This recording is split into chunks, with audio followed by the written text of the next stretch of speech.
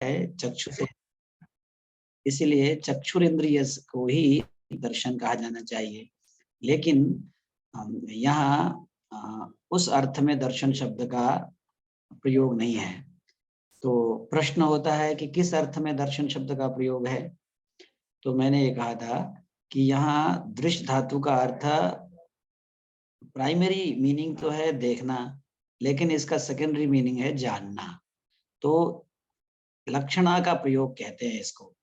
तो जानने के अर्थ में दृश्य धातु का प्रयोग है। अब हुआ जानने के साधन को, इंस्ट्रूमेंट ऑफ नोइंग, उसको दर्शन कहते हैं। अब there are 5 instruments of knowing.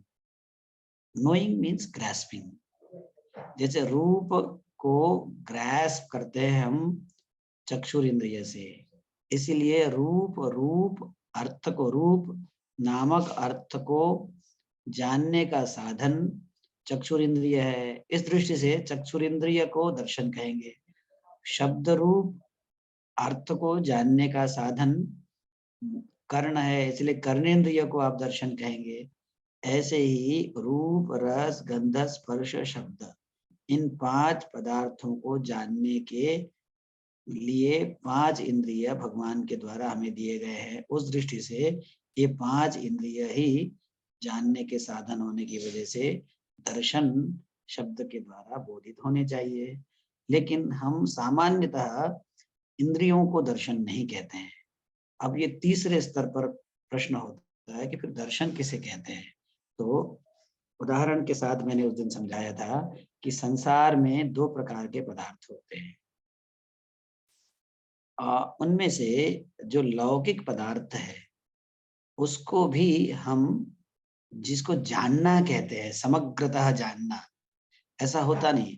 हमारे दैनंदिन जानने की क्रियाओं में जो वस्तु ज्ञात होती है उस वस्तु का समग्र ज्ञान हमें होता नहीं है। हमें, मैंने आपको उस दिन बताया था, एक तो वस्तु की सूचना मात्र है, और वस्तु के संबंध में वस्तु की सत्ता की सूचना, ये एक तो वस्तु का ज्ञान ये है। लेकिन वस्तु के स्वरूप को बहुत हद तक जानना, ये एक तो ये जानना है, और दूसरा वस्तु के स्वरूप को उसकी समग्रता में जानना, ये जानना है। तो यहाँ दर्शन शब्द का जो वास्तविक अर्थ है वह यह है, किसी वस्तु को उसके समग्र स्वरूप में इदमित्थम रूप से जानना, उसको जानना कहते हैं।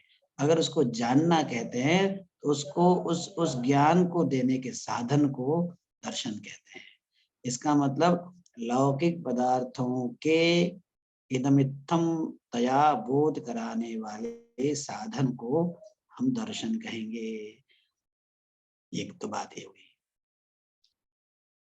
तो जो दृष्टिवान व्यक्ति है, जो प्रज्ञावान व्यक्ति है, वो वस्तुओं को एक, क्या कहते हैं, एक नॉन जजमेंटल परसेप्शन करने की शक्ति ऐसे ही व्यक्ति में होती है जिसमें प्रज्ञा होती है।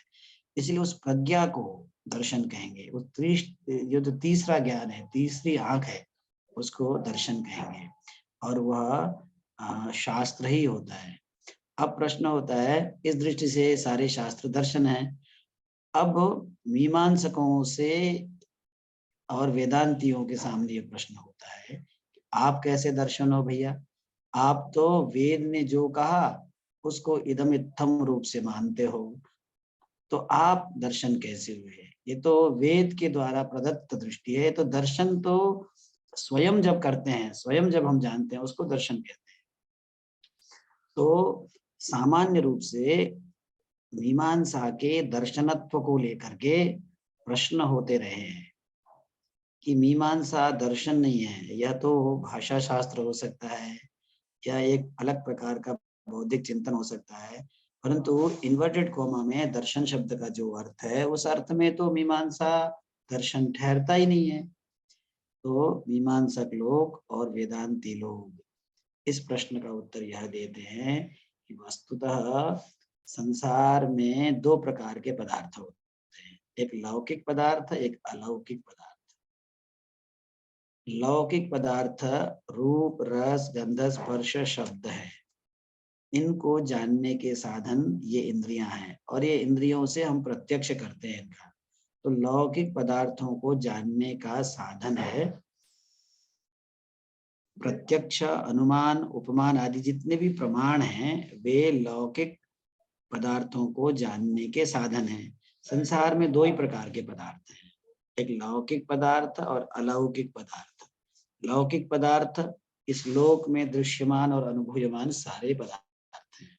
उन पदार्थों को जानने के साधन है प्रत्यक्ष, अनुमान।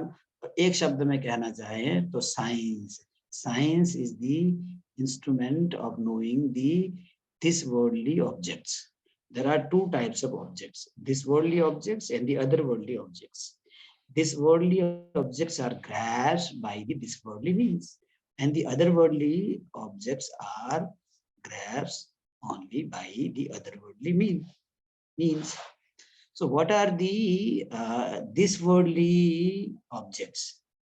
So as far as my conviction goes, this worldly objects can be categorized as Roop, Ras, Gandha, Sparsha, Shabda in this form. And so the what are the instruments of knowing these worldly entities? So for to know these worldly entities, we have many means. And the means of perception, means of inference, means of language, and means of other means are there. According to Mimamsakas and according to the Vedantins, there are 6 means of knowing. So to know these worldly existences, to know these worldly entities, we have these worldly means, and all these worldly means can be referred to as science. So it is the science which teaches us how to know these worldly entities. Now the questions comes about the other worldly entities. And what are the other worldly entities? So according to the Mimamsakas, the other worldly entities are the dharma entity, and the other worldly entities is the swarga entity. So dharma cannot be known by the perception, by the means of perception. Dharma cannot be known by the means of inference. Dharma cannot be known by the means of language, and dharma cannot be grasped or known by other means of knowing. I mean, this worldly means of knowing. So, and according to the Veda, there are 2 types of Mimamsa, Purva Mimamsa and the Uttar Mimamsa. The Mimamsa system is divided into 2 groups, Purva Mimamsa and Uttar Mimamsa. Uttar Mimamsa is also known by the name of Vedanta. So for the Vedantins, for the Uttar Mimamsists, the Atman is the only entity which cannot be known through the worldly means. Atman cannot be perceptually known, Atman cannot be inferentially known, Atman cannot be linguistically known. So Atman cannot be known by this worldly means.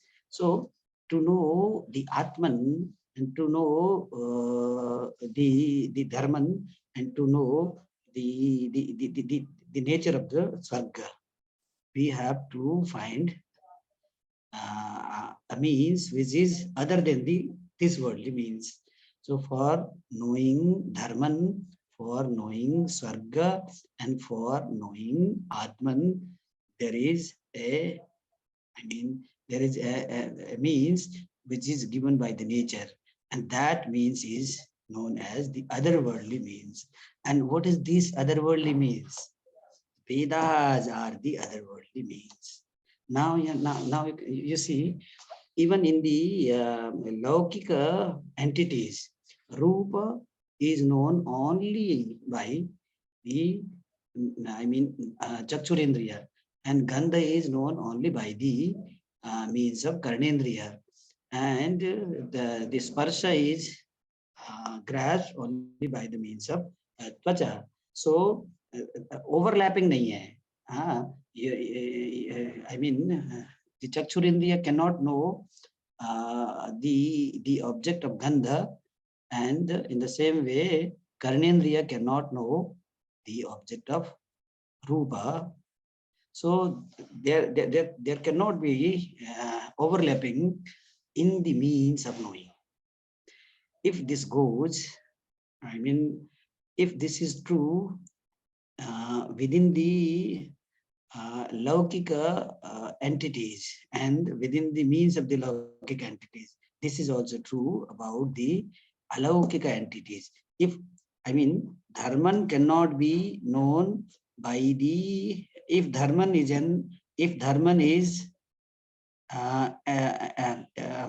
is an Alaukika entity, then Dharman cannot be, there is no overlapping. Dharman cannot be known by this worldly means. So to know the Dharma, to know the idea of Dharma, to know the idea of Swarga, and to know the idea of Atman, we have only Veda as the means. So Veda is the real Darshana.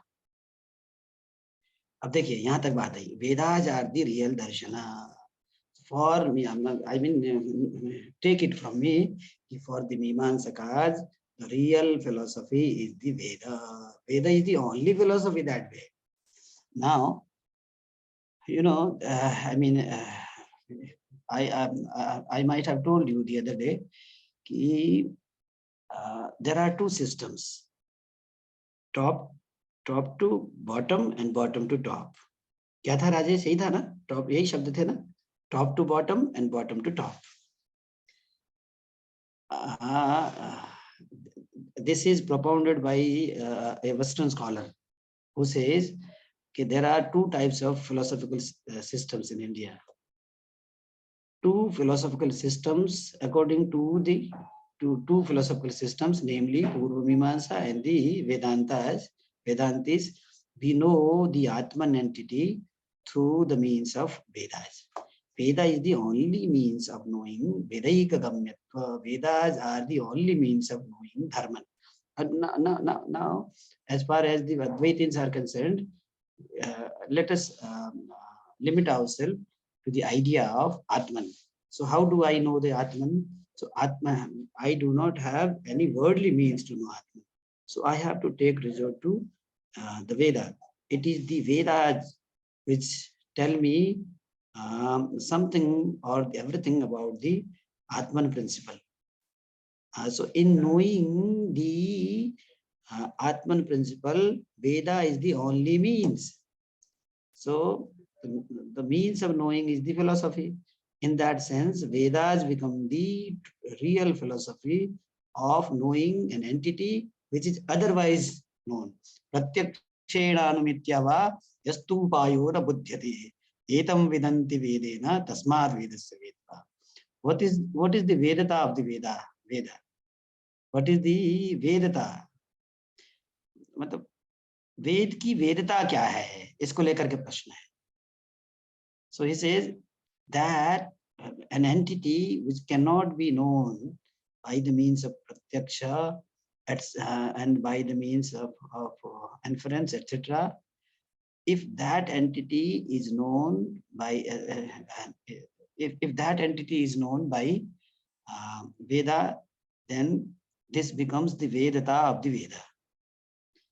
The very nature of the Veda is to make us know the real nature of the Atman. इसलिए आत्मा को जानना हो तो वेद के अतिरिक्त कोई साधन है नहीं. इसलिए आत्मनः वेदैक गम्यत्वं प्रसिद्ध्यति एवं धर्मस्य वेदैक गम्यत्वं प्रसिद्ध्यति एवं स्वर्गस्य वेदैक गम्यत्वं प्रसिद्ध्यति. ओके, सो अब वेद में भी क्या है. अब देखिए, अब हम मीमांसा में आते हैं. मीमांसा में कहते हैं कि धर्म क्या है, धर्म क्या है. जी. वेदांत में कहते हैं कि धर्म क्या है. अब प्रश्न यह है कि यागादिरेव धर्मः, अर्थात याग इत्यादि ही धर्म है.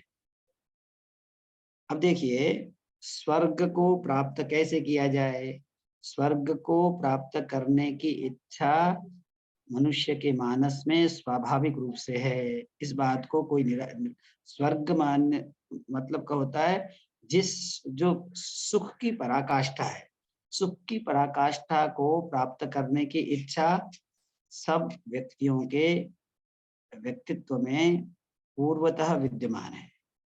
लेकिन मनुष्य की क्षमता यह कभी भी नहीं हो सकती. मनुष्य कभी भी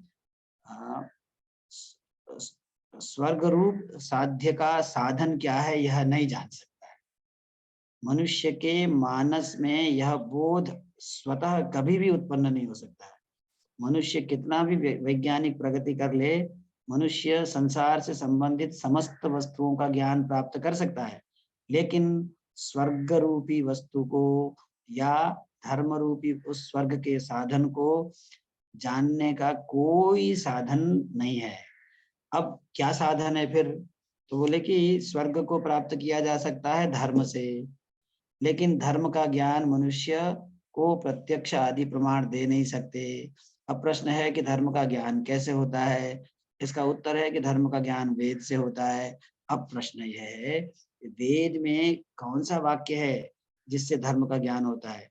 तो देखिए, वेद में क्रिया को धर्म मानते हैं, वेद में क्रिया को धर्म मानते हैं। जैसे याग क्रिया, शरीर के द्वारा हम याग क्रिया का संपादन करते हैं, यह क्रिया ही धर्म है।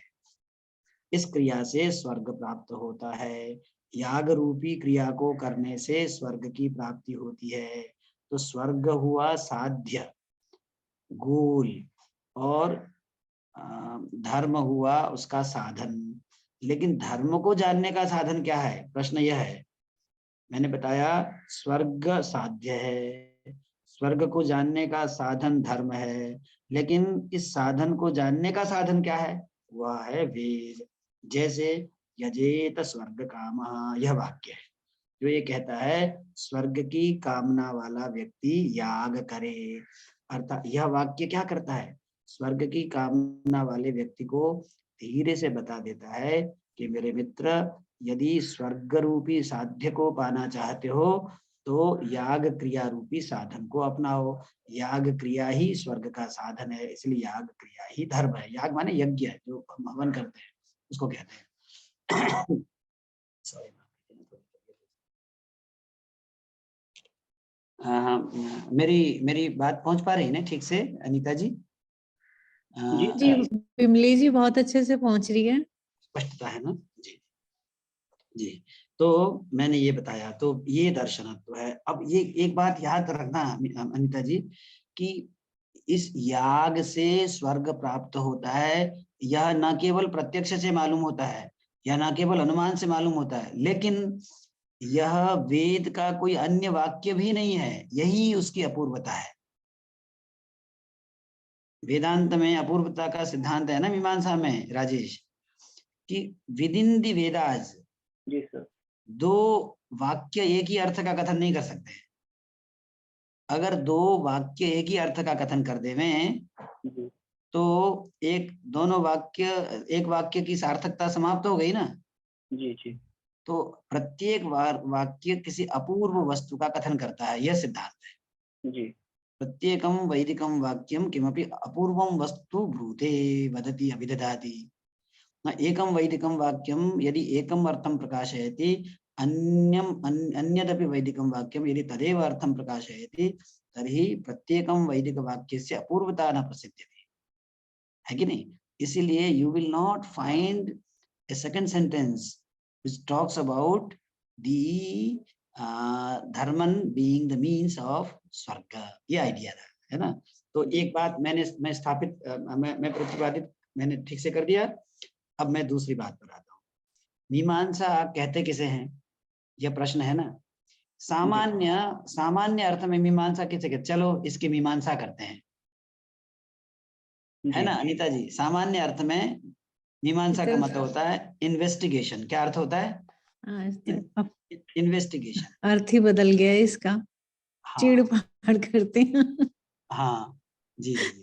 तो सामान्य रूप से करते हैं, चलो चलो यहाँ एक चोरी की घटना हो गई, चलो इसकी मीमांसा करते हैं। इन्वेस्टिगेशन को मीमांसा कहते हैं, आज भी कहते हैं ना।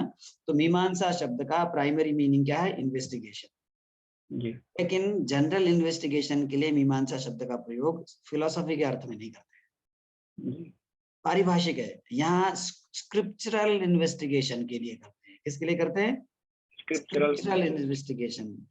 There is a sentence, Tattvamasi, and what does the sentence talk about? This becomes the question. To know the real meaning of the sentence, what should I do? I should sit with the acharya and discuss the real purport of the sentence. यही तो है, idea है। जी तो इसका मतलब होता है वेद का अर्थ क्या है, इस पर विचार करना। इसको कहते हैं वेदार्थ विचार। क्या कहते हैं इसको? वेदार्थ विचार। इसी को धर्म विचार कहते हैं, इसी को धर्म जिज्ञासा कहते हैं। Inquiry into the meaning of the Veda. क्या बताया मैंने? Inquiry into the meaning of the Veda. You have learned the Veda by heart. A child goes to the Gurukula and he undergoes a proper training under a guru. What happens?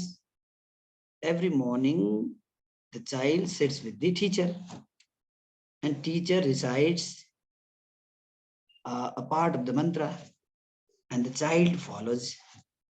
Teacher recites Agnim Ide. The teacher says Agnim, the boy says Agnim, and teacher says Ide, and the boy says Ide. This process is known as Adhyayana. To memorize the Vedic text following a particular method of reciting. अब घर पर बैठे हुए अगर आप tape recorder से पूरी गीता याद कर लेते हो, पूरा वेद याद कर लेते हो, उसको अध्ययन नहीं कह दिए। ठीक है अनिता जी? अध्ययन का मतलब होता है कि प्रातः काल स्नान करके, गुरु का वंदन करके और नित्य क्रियाओं का यथावत संपादन करने के पश्चात गुरु के चरणों में बैठ करके गुरुमुख उच्चारण अनुच्चारण विधि से वेद को कंठस्थ करते हैं, उसको कहते हैं अध्ययन।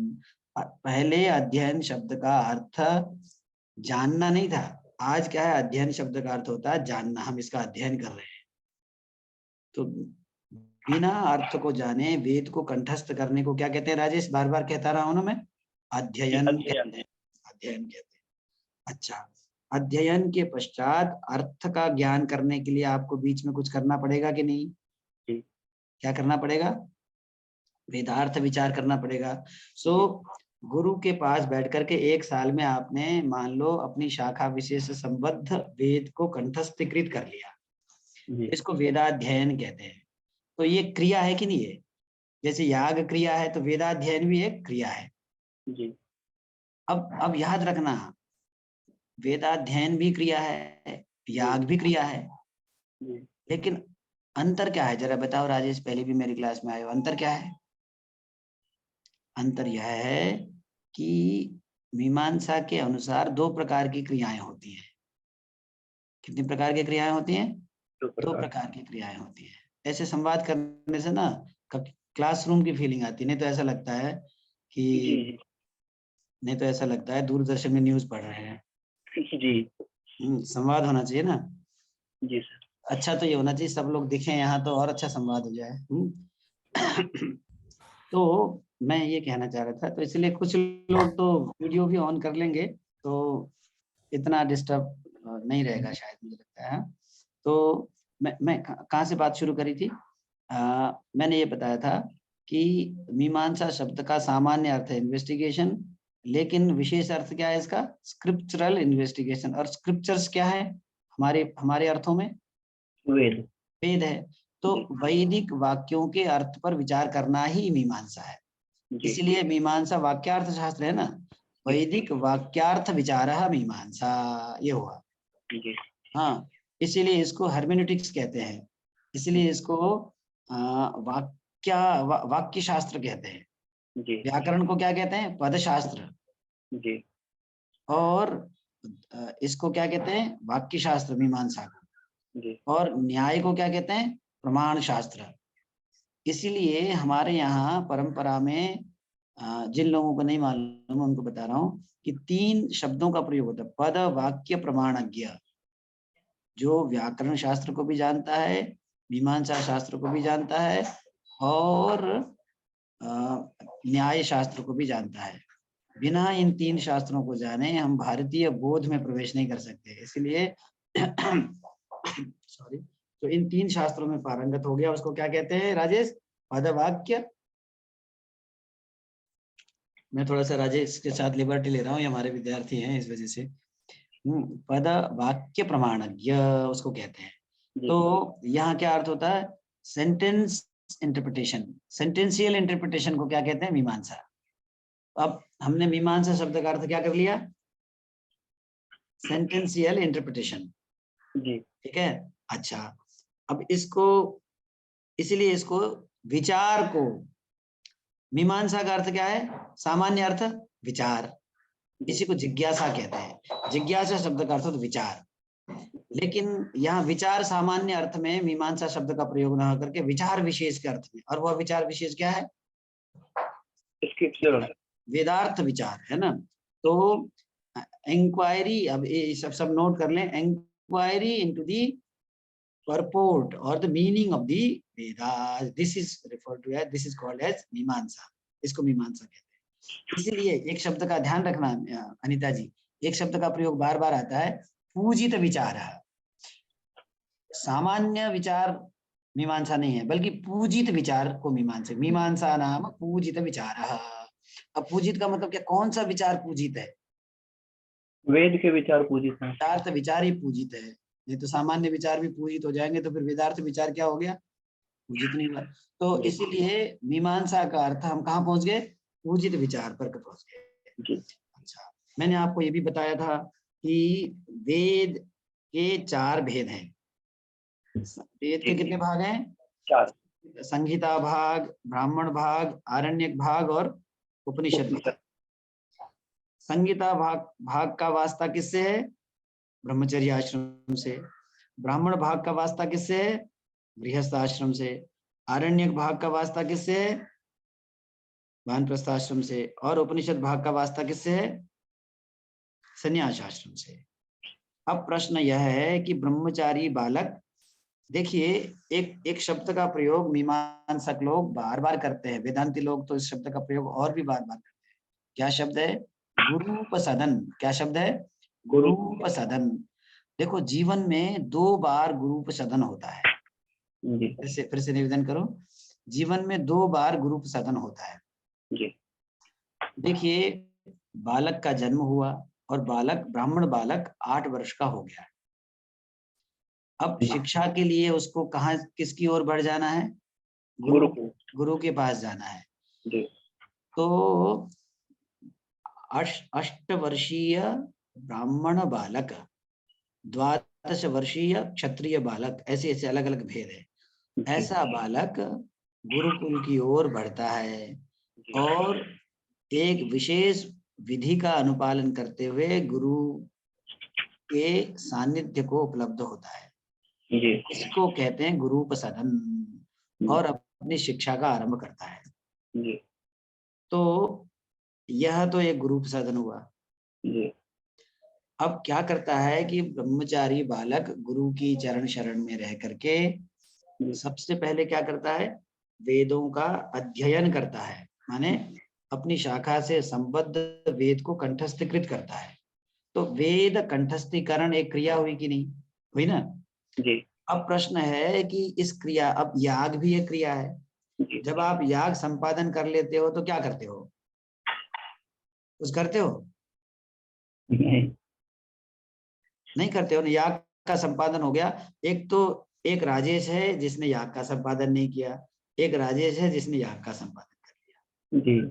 तो अब इसमें दोनों में अंतर है। जैसे हज की यात्रा में चले जाते हैं ना, हाजी हो जाते हैं। हज की यात्रा में जाते हैं तो आपको कोई भी नमस्ते नहीं कर रहा है, लेकिन हज की यात्रा करके आए तो हर कोई आपको प्रणाम कर रहा है। तो ऐसा क्या आप में हो गया? हाजी हो, प्रणाम किया जा रहा है, इसका मतलब आप हाजी हो गए। इसका मतलब आप में कोई अपूर्व उत्पन्न हो गया, धर्म उत्पन्न हो गया। ठीक है ना? इसको कहते हैं अदृष्ट। एक अदृष्ट उत्पन्न हो गया जो पहले नहीं था, अपूर्व उसी पदार्थ कहते हैं। अर्थात हज की यात्रा करने से या कोई भी किसी भी तीर्थ यात्रा करने से व्यक्ति में पुण्य का अर्जन हो जाता है, एक व्यक्ति पुण्यवान हो जाता है। तो इसका मतलब वो पुण्य क्या है? अदृष्ट है ना? तो अब देखिए कि याग क्रिया जब हम करते हैं तो हमारी आत्मा में एक अदृष्ट की उत्पत्ति हो जाती है, संस्कार है वो। जी तो याग एक अपूर्व को उत्पन्न करता है। याग करने वाला व्यक्ति एक अपूर्व का अधिकरण बन जाता है। जी He becomes a substratum of apurva that is produced by the performance of the yaga. Ji Okay, a man performs a certain yaga and he becomes somebody special. और उसको स्पेशलिटी देने का क्या मतलब है? इसका मतलब याग has some result in the form of apurva. So this apurva is subsisted in the man who performs the yaga. यही तो आइडिया है। तो वो अपूर्ववान हो गया। तो अब देखिए याग क्रिया कैसी हो गई? अदृष्ट क्रिया। कैसे क्रिया हो गई? अदृष्ट क्रिया। दो तरह के कर्म होते हैं मीमांसा के अनुसार, एक दृष्ट कर्म और एक अदृष्ट कर्म। तो वेद के द्वारा प्रतिपादित जो कर्म है वो दो प्रकार के हैं। जैसे एक वाक्य है स्वाध्यायो अध्येतव्य। जी क्या वाक्य है? स्वाध्यायो अध्येतव्य। What does this sentence say? This sentence says that a brahmachari balaka should memorize a Vedic text which comes of his family. I mean, हाँ, ये वैदिक मतलब ब्रह्मचारी मतलब द्विज बालक को अपनी शाखा से संबद्ध वेद का अवश्य अध्ययन करना है। तो वेदाध्ययन कर्म उस बालक ने कर लिया। अब देखो उस बालक ने वेदाध्ययन कर्म कर लिया, तो वेदाध्ययन स्वाध्यायो अध्येतव्य यह वैदिक वाक्य है। This is a Vedic sentence. Every single Vedic sentence talks about an action to be performed by the listener. Okay, तो एक व्यक्ति को कहा गया यजेत स्वर्ग काम, इफ यू आर डिजायर क्या कहते हैं डिजायरियस ऑफ स्वर्ग देन यू मस्ट परफॉर्म याग। And he performs a yaga, and then a particular result in the form of adrishta is produced in him, and he becomes the substratum of that apurva. यही तो हुआ। तो अब प्रश्न ये हुआ कि याग कैसा कर्म है? अभी की चर्चा के अनुसार अदृष्ट कर्म है। लेकिन वेद के द्वारा बोधित होने वाले सारे कर्म अदृष्ट कर्म नहीं है, ये याद रखना। याग तो दृष्ट कर्म हुआ सर। हाँ, अभी याग तो नहीं बेटा, अदृष्ट कर्म हुआ ना, क्योंकि याग करने से अदृष्ट की उत्पत्ति हो गई। अच्छा, अदृष्ट कर्म हो गया जी बहुत सारे कर्म अदृष्ट कर्म है जी। जैसे आप तीर्थ यात्रा करते हो, उसके बाद आते हो, तो तीर्थ यात्रा रूपी क्रिया अदृष्ट कर्म है या अदृष्ट कर्म है? मेरा मतलब अदृष्ट कर्म सर, अदृष्ट कर्म है। अदृष्ट कर्म है ना। अदृष्ट का उत्पादन करने वाले कर्म को क्या कह देते हैं? अदृष्ट कर्म। अब प्रश्न यह है कि वेद ने कहा कि याग करने से पहले स्नान करो जी। अब ये जो स्नान क्रिया है वेद के द्वारा ही बोधित है जी। अब प्रश्न यह है कि यह दृष्ट क्रिया है अदृष्ट क्रिया है? ये सर अदृष्ट क्रिया है। मैं आपको एक साधारण उदाहरण देता रहा हूं, फिर से देता हूं। आप प्रातः काल उठ करके या दिन में स्नान करते हो, ठीक है, एक तो स्नान ये है स्नान क्रिया। जी। तो अब एक स्नान क्रिया ये है कि पूष महीने में प्रातः 3 बजे जी मेरी दादी मुझे हरिद्वार ले जाती है जी और 3 बजे गंगा में डुबकी लगाती है। जी। तो एक तो घर पर स्नान करना और एक गंगा में स्नान करना, जी दोनों स्नान क्रियाएं हैं। जी। दोनों स्नान क्रियाओं का अर्थ शरीर की शुद्धि करना है क्या? नहीं नहीं। शरीर की शुद्धि अगर प्रयोजन होता तो 3 बजे हरिद्वार में जाकर के डुबकी लगाने की हिम्मत कोई करेगा? क्योंकि नहीं। शरीर की शुद्धि तो हर जगह हो जाती है। जी इसीलिए पहली स्नान क्रिया दृष्ट क्रिया है, क्योंकि उसका प्रयोजन दृष्ट है, दिखाई दे रहा है कि भाई जी। तो शरीर की शुद्धि हो रही है। दूसरा प्रयोजन क्या है? पुण्य की उत्पत्ति है। ऐसे ही वेदाध्ययन, अब क्या है कि वेदाध्ययन किया, पुण्य की उत्पत्ति हो गई, तो आप कहाँ चले जाओगे? गुरुकुल का वास समाप्त हो गया, जिसके लिए गुरुकुल आए थे हो गया, जी वेदाध्ययन किया, पुण्य की प्राप्ति हो गई। अब कहाँ चले जाना चाहिए? समावर्तन संस्कार कर लेना चाहिए। और समावर्तन संस्कार करके कहाँ चले जाना चाहिए? गृहस्थ में प्रवेश कर जाना चाहिए, गारहस्थ में। यही तो आइडिया हुआ।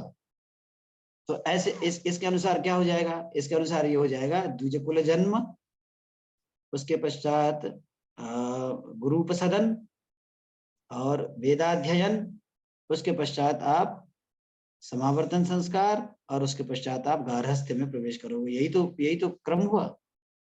इसका मतलब क्या हुआ? वेदाध्ययन के पश्चात और समावर्तन के, तो वेदाध्ययन और समावर्तन संस्कार के बीच में आपको कुछ नहीं करना है।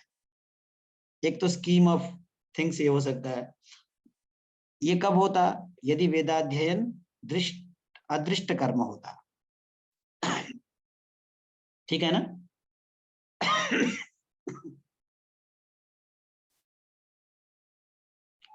मेरा मतलब अदृष्ट कर्मों को करने के पश्चात आप कुछ करते नहीं हो, फल की प्रतीक्षा करते हो। लेकिन दृष्ट कर्म किया आपने, वेदाध्ययन अगर दृष्ट कर्म है तो वेदाध्ययन के पश्चात आपको समावर्तन से पहले वेदार्थ विचार करना पड़ेगा। आइडिया क्या है? जिस कर्म का दृष्ट फल संभव हो, उस कर्म के संबंध में ऐसी कभी व्यवस्था नहीं देनी चाहिए कि यह कर्म अदृष्ट फलक है। नहीं ना? सामान्य रूप से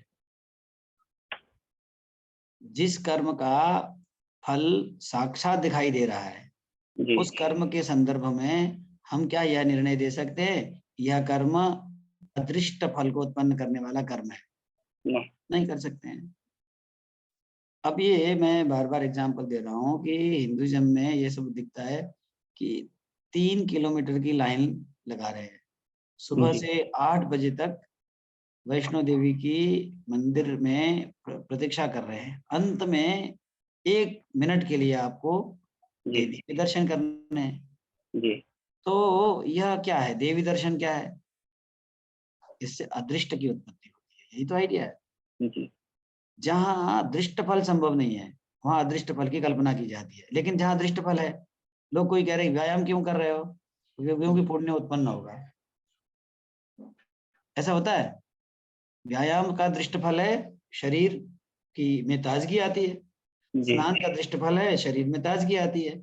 इसलिए व्यायाम कर्म के संदर्भ में, स्नान कर्म के संदर्भ में मैं कभी यह निर्णय नहीं दे सकता कि ये अदृष्ट को उत्पन्न करने के लिए कर्म किए जा रहे हैं। नहीं, क्या रूल है? लभ्यमाने फले दृष्टे नादृष्ट परिकल्पना। यही तो आइडिया है कि अगर दृष्ट फल के होने की संभावना है तो अदृष्ट फल की कल्पना नहीं करनी चाहिए। अब प्रश्न यह है कि वेद एक वैदिक मंत्र है, स्वाध्यायो अध्येतव्य। मैं मीमांसा का बेस क्या ये बताना चाह रहा हूँ। स्वाध्यायो अध्येतव्य, इस वैदिक मंत्र ने कहा कि वेदाध्ययन करें। वेदाध्ययन कर लिया। अब वेदाध्ययन करने के पश्चात हम, चूंकि वेदाध्ययन दृष्ट फल वाला कर्म है, वेदाध्ययन का फल क्या हो सकता है भाई? 1 से लेकर 9 तक की गिनती मैंने राजेश को रटवाई, फिर मैं राजेश को कहूँगा राजेश चलो इससे स्वर्ग प्राप्त होगा। लेकिन नहीं सर, ये तो मैंने गणित सीखने के लिए सीखा है। अष्टाध्यायी में प्रत्याहार सूत्र हम क्यों याद करते हैं? ताकि ईगो एनर्जी को समझ सके, है ना? तो ऐसे क्रिया के लोक में भी ऐसी क्रियाओं के संदर्भ में हम कभी यह व्यवस्था नहीं दे सकते कि जिनका फल साक्षात दिखता हो और दृष्ट फल संभव हो सकता हो, तो अदृष्ट फल की कल्पना नहीं करनी चाहिए। ये व्यवस्था है। लभ्य, बोलो मेरे साथ राजेश, लभ्यमाने फले दृष्टे, बोलो सबके सामने, लभ्यमाने फले दृष्टे न अदृष्ट परिकल्पना। न अदृष्ट परिकल्पना। हाँ, ये आइडिया है। ठीक है, तो मैंने ये बताने का प्रयास किया कि वेद के 4 भाग हैं, कर्म के 2 भेद हैं। क्या? दृष्ट कर्म और अदृष्ट कर्म। अदृष्ट कर्म। फिर हमने निर्णय किया याग कैसा कर्म है? अदृष्ट कर्म। अदृष्ट कर्म। वेदाध्ययन कर्म कैसा है? दृष्ट कर्म। दृष्ट कर्म। तो इसका दृष्ट फल क्या हो सकता है वेदाध्ययन? वेद हम याद करते हैं। हाँ, वेद को कंठस्थ कर लिया जी। तो वेद कंठस्थीकरण रूप क्रिया का दृष्ट फल क्या हो सकता है? अदृष्ट फल तो ये कि अपूर्व उत्पन्न हो जाए। जी, दृष्ट और जिज्ञासा, उसमें विचार होगा उस पर। विचार करना। जी। इस विचार को आज सामान्य भाषा में क्या कहते हैं? Inquiry into the meaning of the Veda. पहला क्या हो गया कि learning the Vedic text by heart, this is an action, okay. जी And what is the second action? Inquiry into the purport of the Veda. This becomes the second action. Inquiry into the, sir last word this हो गया, disappear हो गया। Second action. वेद ने आपको कहा प्रथम action को परफॉर्म करने को। प्रथम एक्शन क्या है? वेदाध्ययन। रिमेम्बरेंस। और दूसरी क्रिया क्या हो गई? वेदार्थ विचार। जी ठीक है। वेदार्थ विचार, वेदाध्ययन भी अकेले नहीं हो सका, जी गुरु के साथ होना पड़ा ना। तो वेदार्थ विचार भी किसके साथ होगा? गुरु के साथ। गुरु के साथ। जी वेदार्थ विचार से मुझे वेदार्थ का निर्णय हो जाएगा। जी वेदार्थ का निर्णय क्या हो जाएगा? इस फल को प्राप्त करना चाहो तो इस याग को करना पड़ेगा, इस फल को प्राप्त करना चाहो तो ये याग करना पड़ेगा, इस फल को प्राप्त करना चाहो तो ये तप करना पड़ेगा, इस फल को प्राप्त करना चाहो तो इस जप को करना पड़ेगा। इसी तरह से प्रत्येक फल के साधन क्या क्या हो सकते हैं, यह आपने गुरु के पास वेदार्थ विचार करते हुए, वेद की एक एक पंक्ति का अध्ययन करते हुए जान लिया। यही तो हुआ। जी। अब इसको अप्लाई कहाँ करोगे? याग में। हाँ नहीं, अप्लाई कहाँ करोगे? याग करने से स्वर्ग की प्राप्ति होती है, या ब्रह्मचर्य अवस्था में इसको एप्लीकेशन नहीं हो सकता है। जी ठीक है ना जी भाई? आप मेडिकल कॉलेज में विभिन्न प्रकार के रोगों के निवारण के उपायों को जानते हो, जी उसको अप्लाई कब करते हो? जब आप हॉस्पिटल में डॉक्टर होके चले जाते हो, तब आपको, आप जब आप जीवन की वृत्ति में आते हो, तब तो उसको एप्लीकेशन करते हो अपने न्याय को, अपने उसको बोध को। जी जी ऐसे ही ब्रह्मचर्य अवस्था में क्या हुआ? आपने वेदाध्ययन किया और आपने वेदार्थ विचार किया, जी और वेदार्थ विचार के बाद वेदार्थ निर्णय आपको हो गया। जी अब आप ये जान गए कि किस कर्म का क्या फल है। जी अब मान लीजिए कि वेद क्या कहते हैं, एक विशेष याग को संपादित करने के लिए पत्नी की आवश्यकता है। अधिकांश यज्ञों को संपादित करने के लिए पत्नी की आवश्यकता है, पत्नी के साथ आप यज्ञ करते हो। जी जब आप ब्रह्मचर्य अवस्था में हैं, तब तो पत्नी आपके साथ नहीं है, जी आप तो याग के अधिकारी ही नहीं है। जी तो आपने ज्ञान प्राप्त कर लिया, उस ज्ञान का क्रियान्वयन कहाँ करोगे आप? गारहस्थ्य आश्रम में जाकर के। यही तो हुआ। इसीलिए मैंने ये कहा कि ब्राह्मण का वास्ता, ब्राह्मण ग्रंथों का वास्ता किससे है? क्या कहते हैं, गारहस्थ्य आश्रम से। उस दृष्टि से कहा मैंने। ठीक है। तो आपने यह जान लिया। अब मैंने ये बताया था कि अथा तो धर्म जिज्ञासा, यह पहला सूत्र है मीमांसा का। तो वेद के द्वारा प्रतिपादित होने वाला जो अर्थ है, वेद से किसका ज्ञान होता है हमें? धर्म का। धर्म साधन है किसको प्राप्त करने का? स्वर्ग को प्राप्त करने का। जी हमारा अभिलषित अर्थ है स्वर्ग, और स्वर्ग का साधन है धर्म। धर्म वेद का अर्थ है। तो वेदार्थ माने धर्म, जी और जिज्ञासा माने विचार। जी धर्म शब्द, dharma is equivalent to vedartha, जी and jijnasa is equivalent to vichara. तो धर्म जिज्ञासा शब्द का अर्थ क्या हो गया? धर्म विचार। जी ठीक है। जी तथा तो धर्म जिज्ञासा का अर्थ हो गया अब माने कब? वेदाध्ययन को समाप्त करने के पश्चात धर्म विचार करते हैं, धर्म पर निर्णय, वेदार्थ पर विचार करते हैं। ये अर्थ हुआ ना, अथा तो धर्म जिज्ञासा। अब प्रश्न होता है कि धर्म किसे कहते हैं? तो उसके लिए सरल परिभाषा है, वेद प्रतिपाद्य प्रयोजनवदर्थः धर्मः। अर्थात वेद के द्वारा प्रतिपादित, जैसे मान लीजिए यजेत स्वर्ग कामः, एक वैदिक वाक्य है। इस वैदिक वाक्य के द्वारा किसका प्रतिपादन किया जा रहा है राजेश जी? याग का। अब वेद प्रतिपाद्य है कि नहीं? याग जी है। अब यह वेद प्रतिपाद्य भी है, साथ साथ ये प्रयोजनवान भी है, क्योंकि इसका प्रयोजन क्या है? याग का स्वर्ग की प्राप्ति। स्वर्ग, ये प्रयोजनवान भी है। अब तीसरा है अर्थ, इसको लेकर के थोड़ा कसरत करने की जरूरत है। यह अर्थ का मतलब होता है वेद के द्वारा प्रतिपादित हो और अनर्थ का हेतु ना हो। जी वेद के द्वारा प्रतिपादित होना ही पर्याप्त नहीं है, धर्म होने के लिए 3 कंडीशंस हैं। क्या क्या? एक तो उस पदार्थ को क्या होना चाहिए? वेद प्रतिपाद्य, वेद के द्वारा प्रतिपादित होना चाहिए। दूसरा प्रयोजनवद, प्रयोजनवान होना चाहिए। तीसरा अनर्थ का प्रतिपादन नहीं करे, अर्थवद हो। अनर्थ फल हेतु नहीं होना चाहिए। मैं आता हूं। जी जैसे याग है, याग वेद प्रतिपादित है कि नहीं? जी कैसे? वेद, यजेत स्वर्ग कामा इस वाक्य के द्वारा प्रतिपादित है, इसलिए वेद प्रतिपादित है। जी हाँ, this I mean yaga is prescribed by the Veda. जी अच्छा, yaga has also got a purpose, it is purposeful, जी। ठीक है ना? दूसरा, तीसरी कंडीशन क्या है? अनर्थ हेतु नहीं होना चाहिए।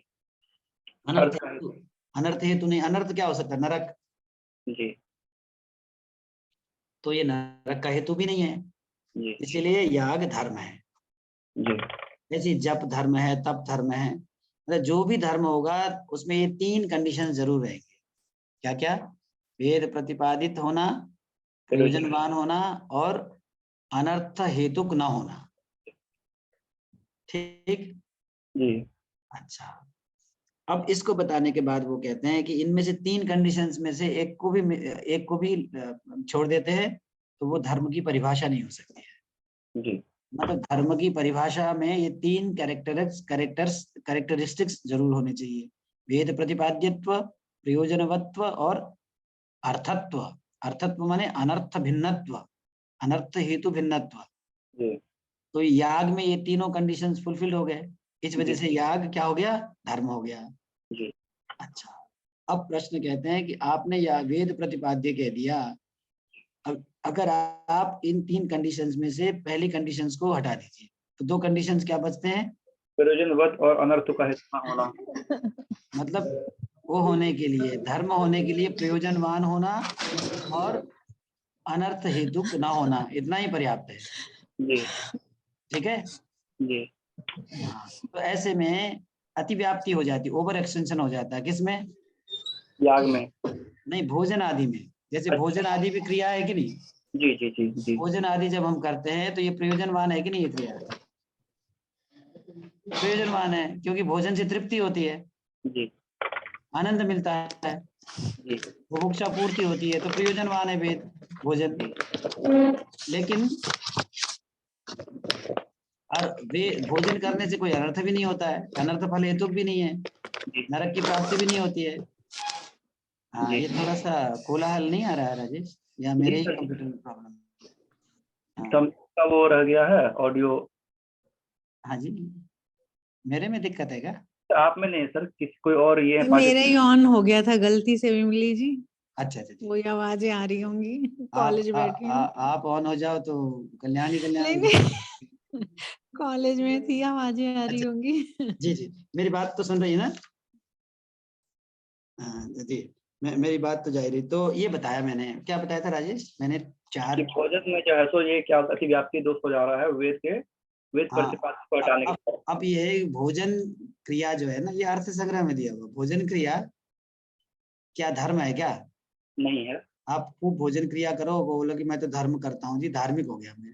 जी नहीं, भोजन क्रिया यद्यपि प्रयोजनवान है, भोजन क्रिया यद्यपि अनर्थ फल हेतुक नहीं है, फिर भी भोजन क्रिया धर्म नहीं है, क्योंकि धर्म होने के लिए 3 कंडीशंस फुलफिल होने चाहिए। यहाँ कितने कंडीशंस फुलफिल हैं? तो ही हो रहे हैं। ये आज की तबीयत है, 2 ही है दो ना? हो रहे हैं। 2 ही हो रहे हैं, तो तीनों होने चाहिए।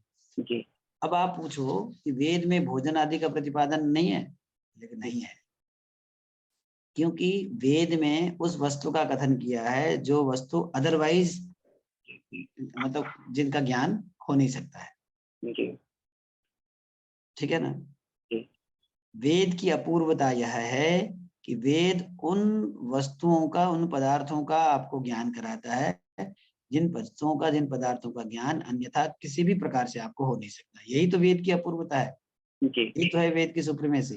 जी तो भोजन आदि कर्मों का ज्ञान हमें लोक से ही हो जाता है।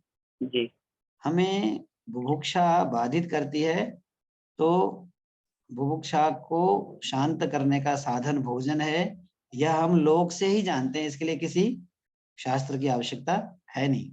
इसीलिए दो तरह के शब्दों का प्रयोग मीमांसक लोग करते हैं, लोकतः प्राप्त और शास्त्रतः प्राप्त। जी सर जी लोकतः प्राप्त को रागतः प्राप्त भी कह देते हैं। ठीक है। अगर आपको निद्रा बाधित कर रही हो, तो आप दुखी हैं, तो मुझे कहने की जरूरत है कि सो जाओ बेटा। नहीं सर जिसको निद्रा बाधित करती है, निद्रा को, निद्रा रूपी दुख को हटाने का उपाय शयन रूपी क्रिया है, यह सब जानते हैं। इसलिए यह कैसे प्राप्त है, रागतः प्राप्त है। इसको शास्त्र के द्वारा नहीं कहा गया है, क्योंकि शास्त्र उन वस्तुओं का कथन हरगिज नहीं करता है जिन वस्तुओं का ज्ञान हमें अन्यथा भी हो सकता है। इसीलिए शास्त्रतः प्राप्त, तो जैसे याग क्या है, शास्त्र तो प्राप्त है सर। क्योंकि शास्त्र क्या है, यजेत स्वर्ग काम, यह शास्त्र है, जी इसके द्वारा प्राप्त है। जी तो वेद उन क्रियाओं का, उन द्रव्यों का, उन पदार्थों का, उन अवस्थाओं का कथन कभी नहीं करता है जिनका कथन लोक से ही, जिनका ज्ञान लोक से ही प्राप्त होता है। यह तो मीमांसा का बिल्कुल पहला पाठ है। जी तो दो तरह के शब्दों का प्रयोग मीमांसा को जानने के लिए समझना चाहिए, क्या है, लोकतः प्राप्त और शास्त्र। शास्त्र अगर जब वेदार्थ निर्णय करते हैं, अब कहते हैं कि वेद ये कहना चाहता है, तो जी कहेगा अरे भाई, वेद ये क्या कहना चाहता है, ये तो जी लोकतः ही प्राप्त है, जी इसके लिए वेद की क्या जरूरत है। ठीक है। ठीक है ना। जी सर तो जैसे एक ईशावास्योपनिषद का एक मंत्र है, अनिता जी ये विशेष रूप से आप सुने, क्या सूत्र है, कुर्वन्नेवेह कर्माणि जिजीविषेत शतकं समाः जी तास्ते प्रेत्यापि गच्छन्ति। ये एक कुछ है, नहीं कुछ और है। तो ये पहला वाक्य तो मुझे याद है, कुर्वन्नेवेह कर्माणि जिजीविषेत शतकं समाः। यहाँ एक जिजी विषेद शब्द का अर्थ होता है। जिजी विषेद माने जिजी विषा करे, 100 वर्षों तक जीने की इच्छा करे। अब आप ये बताएं, 100 वर्षों तक जीने की इच्छा करें, इस इच्छा के लिए वेद की आवश्यकता है आपको? नहीं सर तो ये रागता प्राप्त है, ये जी स्वतः प्राप्त है, ये लोकता ही प्राप्त है। हर मनुष्य के अंदर ये आकांक्षा स्वतः सिद्ध है। इसीलिए इसको जीजी विषा करे, इसको जीजी विषा करे, इसके लिए वेद की आवश्यकता है? जीजी विषा तो पहले से ही है। जी जी परंतु मंत्र ये कहता हुआ दिखाई देता है कि 100 वर्षों तक जीने की इच्छा करे। जी तो आप क्या कहोगे वहां? वेदार्थ विचार करोगे, मीमांसा करोगे। अब आप जी कहोगे यहाँ भाई, जब एक सिद्धांत है लोकतः प्राप्त वस्तुओं का कथन वेद करता नहीं है, और वेद यहाँ लोकतः प्राप्त 100 वर्षों तक जीने की इच्छा का विधान कर रहा है, तो तय कर लो कि यह वेद का विधेय हो नहीं सकता। क्या नहीं हो सकता? वेद का विधेय हो नहीं सकता। दिख रहा है कि वेद का विधेय यही है, जी मतलब क्या कहते हैं, living 100 years of life is prescribed by the Veda. This जी seems to be this tentatively seems to be the message of the Veda. Now there are two types of situations. A situations which is known by the Loka, and a situation which is known only by the Veda. Which one is this situation? इसको किसको मानोगे आप? 100 वर्षों तक जीने की इच्छा तो लोकता प्राप्त है, तो आप कहोगे कि भाई वेद का विधेय नहीं हो सकता, क्योंकि वेद स्वतः प्राप्त, रागतः प्राप्त, लोकतः प्राप्त पदार्थों का विधान करता नहीं है। जी तो बोले कि फिर समथिंग और कोई वेद का प्राप्त है। तो मीमांसा करते करते माने वेदार्थ विचार करते करते हम पहुंचते, अरे वेद का कथ्य यहाँ क्या है, कर्म करते हुए है। तो कर्म करना, कर्म करते हुए 100 साल जीने की इच्छा, कर्म करते हुए 100 साल जीने की इच्छा स्वाभाविक नहीं है, 100 साल जीने की इच्छा स्वाभाविक है कि नहीं? अगला लाइन है इसी में, कुर्वन् एवेह कर्माणि जिजीविषेत् कथं समाः एवं तोयि न अन्यस्य तो अस्ति न कर्म लिप्यते नरे। हाँ बिल्कुल जी ठीक है ना। तो इतनी बात को यहाँ रेखांकित कर ले में। तो यहाँ वेद का विधेय क्या है, कर्म करना विधेय है। ये कैसे पता चला, वेदार्थ विचार से पता चला, इस तरह से बात हुई। तो यहाँ ये बताना पड़ेगा कि वेद किसे कहते हैं। मीमांसकों के अनुसार वेद अपौरुषेय है। मैं अपनी बात को बताने में सफल हो गया। हाँ पहले मैं बता रहा था धर्म का लक्षण, धर्म किसे कहते हैं, धर्म होने के लिए क्या होना जरूरी है, तीन कंडीशंस का फुलफिल होना जरूरी है। पहला कंडीशन क्या है, वेद प्रतिपाद्यत्व। दूसरा कंडीशन क्या है, प्रयोजनवत्व। तीसरा कंडीशन क्या है, अनर्थ फलकत्व का हेतु ना होना, का फलक हेतुकत्व का ना होना। याग में ये तीनों के तीनों कंडीशंस फुलफिल हो रहे हैं, इसलिए याग क्या है, वेद प्रतिपाद्य नहीं धर्म है, धर्म। जी धर्म है, क्रिया ही धर्म है ना। अच्छा, अब भोजन आदि धर्म क्यों नहीं है, तो आप कहोगे भोजन आदि क्रियाओं में दूसरी और तीसरी कंडीशंस तो फुलफिल्ड है, लेकिन पहली कंडीशन फुलफिल नहीं है। अच्छा, अब तीसरी बात, एक है वेद में कहीं कहीं वर्णन मिलता है। अब एक बात याद रखना, विशेष रूप से दर्शन की विदुषी बैठी हैं यहाँ। तो वेद में कहीं कहीं शेन याग का वर्णन मिलता है। कौन सा याग, शेन याग। शेन याग। शेन याग एक ऐसा याग है जिसको संपादित करने पर शत्रु की मृत्यु हो जाती है। जी जैसे अगर मैं चाहता हूं कि मेरा शत्रु मर जाए, जी तो वेद कहता है कि तुम्हारी ये इच्छा शत्रु मरण रूपी फल की प्राप्ति हो सकती है यदि तुम शेन याग करोगे। तो शेन याग करने से शत्रु की मृत्यु होती है, यह वेद में कहा गया है। जी। अब प्रश्न यह है कि शेन याग धर्म है कि नहीं। अब देखिए, धर्म होने के लिए तीन कंडीशन की आवश्यकता थी। पहली कंडीशन क्या है, वेद के द्वारा प्रतिपादित होना चाहिए, तो ये तो वेद के द्वारा प्रतिपादित है। दूसरा क्या है, प्रयोजनवान भी है, प्रयोजन है ना यहाँ शत्रु मरण। तीसरा क्या है, अनर्थ का हेतु ना होना। तो ये शेन याग से शत्रु मरेगा तो शत्रु तो मर गया, लेकिन अनर्थ का हेतु हो रहा है। हत्या का फल मुझे मिलेगा कि नहीं, जी मिलेगा ना। क्या मिलेगा, नरक। जी। तो ये बताइए, ये नरक रूपी अनर्थ का हेतु बनने वाला कर्म है कि नहीं। यद्यपि वेद के द्वारा प्रतिपादित है, यद्यपि प्रयोजनवान है, लेकिन यह अर्थ ना होकर के अनर्थ है, इसीलिए इसको धर्म नहीं मान सकते हो। जी ठीक है जी सर। तो वेद प्रतिपाद्य प्रयोजनवत् अर्थः धर्मः, इन तीनों के तीनों कंडीशंस का को रेखांकित करना आवश्यक है कि नहीं है। नहीं तो क्या हो जाएगा, ओवर एक्सटेंशन हो जाएगा, अतिव्याप्ति हो जाएगी। लेकिन यहाँ एक प्रश्न आप लोगों ने नहीं किया। प्रश्न क्या है कि वेद ऐसी भी क्रियाओं का प्रतिपादन करता है क्या जो मुझे स्वर्ग तक, नरक तक पहुंचाए, है ना। तो प्रश्न है ना, वेद ऐसी क्रियाओं का प्रतिपादन, वेद ऐसी क्रियाओं का प्रतिपादन करता ही क्यों है। जी, ये प्रश्न सबके मन में आ रहा है कि नहीं। ये सब निषेधात्मक के लिए करता है कि नहीं करना है, इसके लिए नहीं, इसके लिए कहते हैं, देखो एक तो होता है, एक बहुत अच्छा शब्द होता है, एक होता है वेदोक्त, जी एक होता है वेद विहित। जी दो शब्दों को समझ लीजिए, जी एक है वेदोक्त, एक है वेद विहित। जी। अच्छा, मैं कक्षा में आकर के विद्यार्थियों को किसी प्रसंग में, चलते चलते किसी प्रसंग में मैं कहूँ कि शराब पीने से ताजगी आती है, जी सिगरेट पीने से किक मिलता है,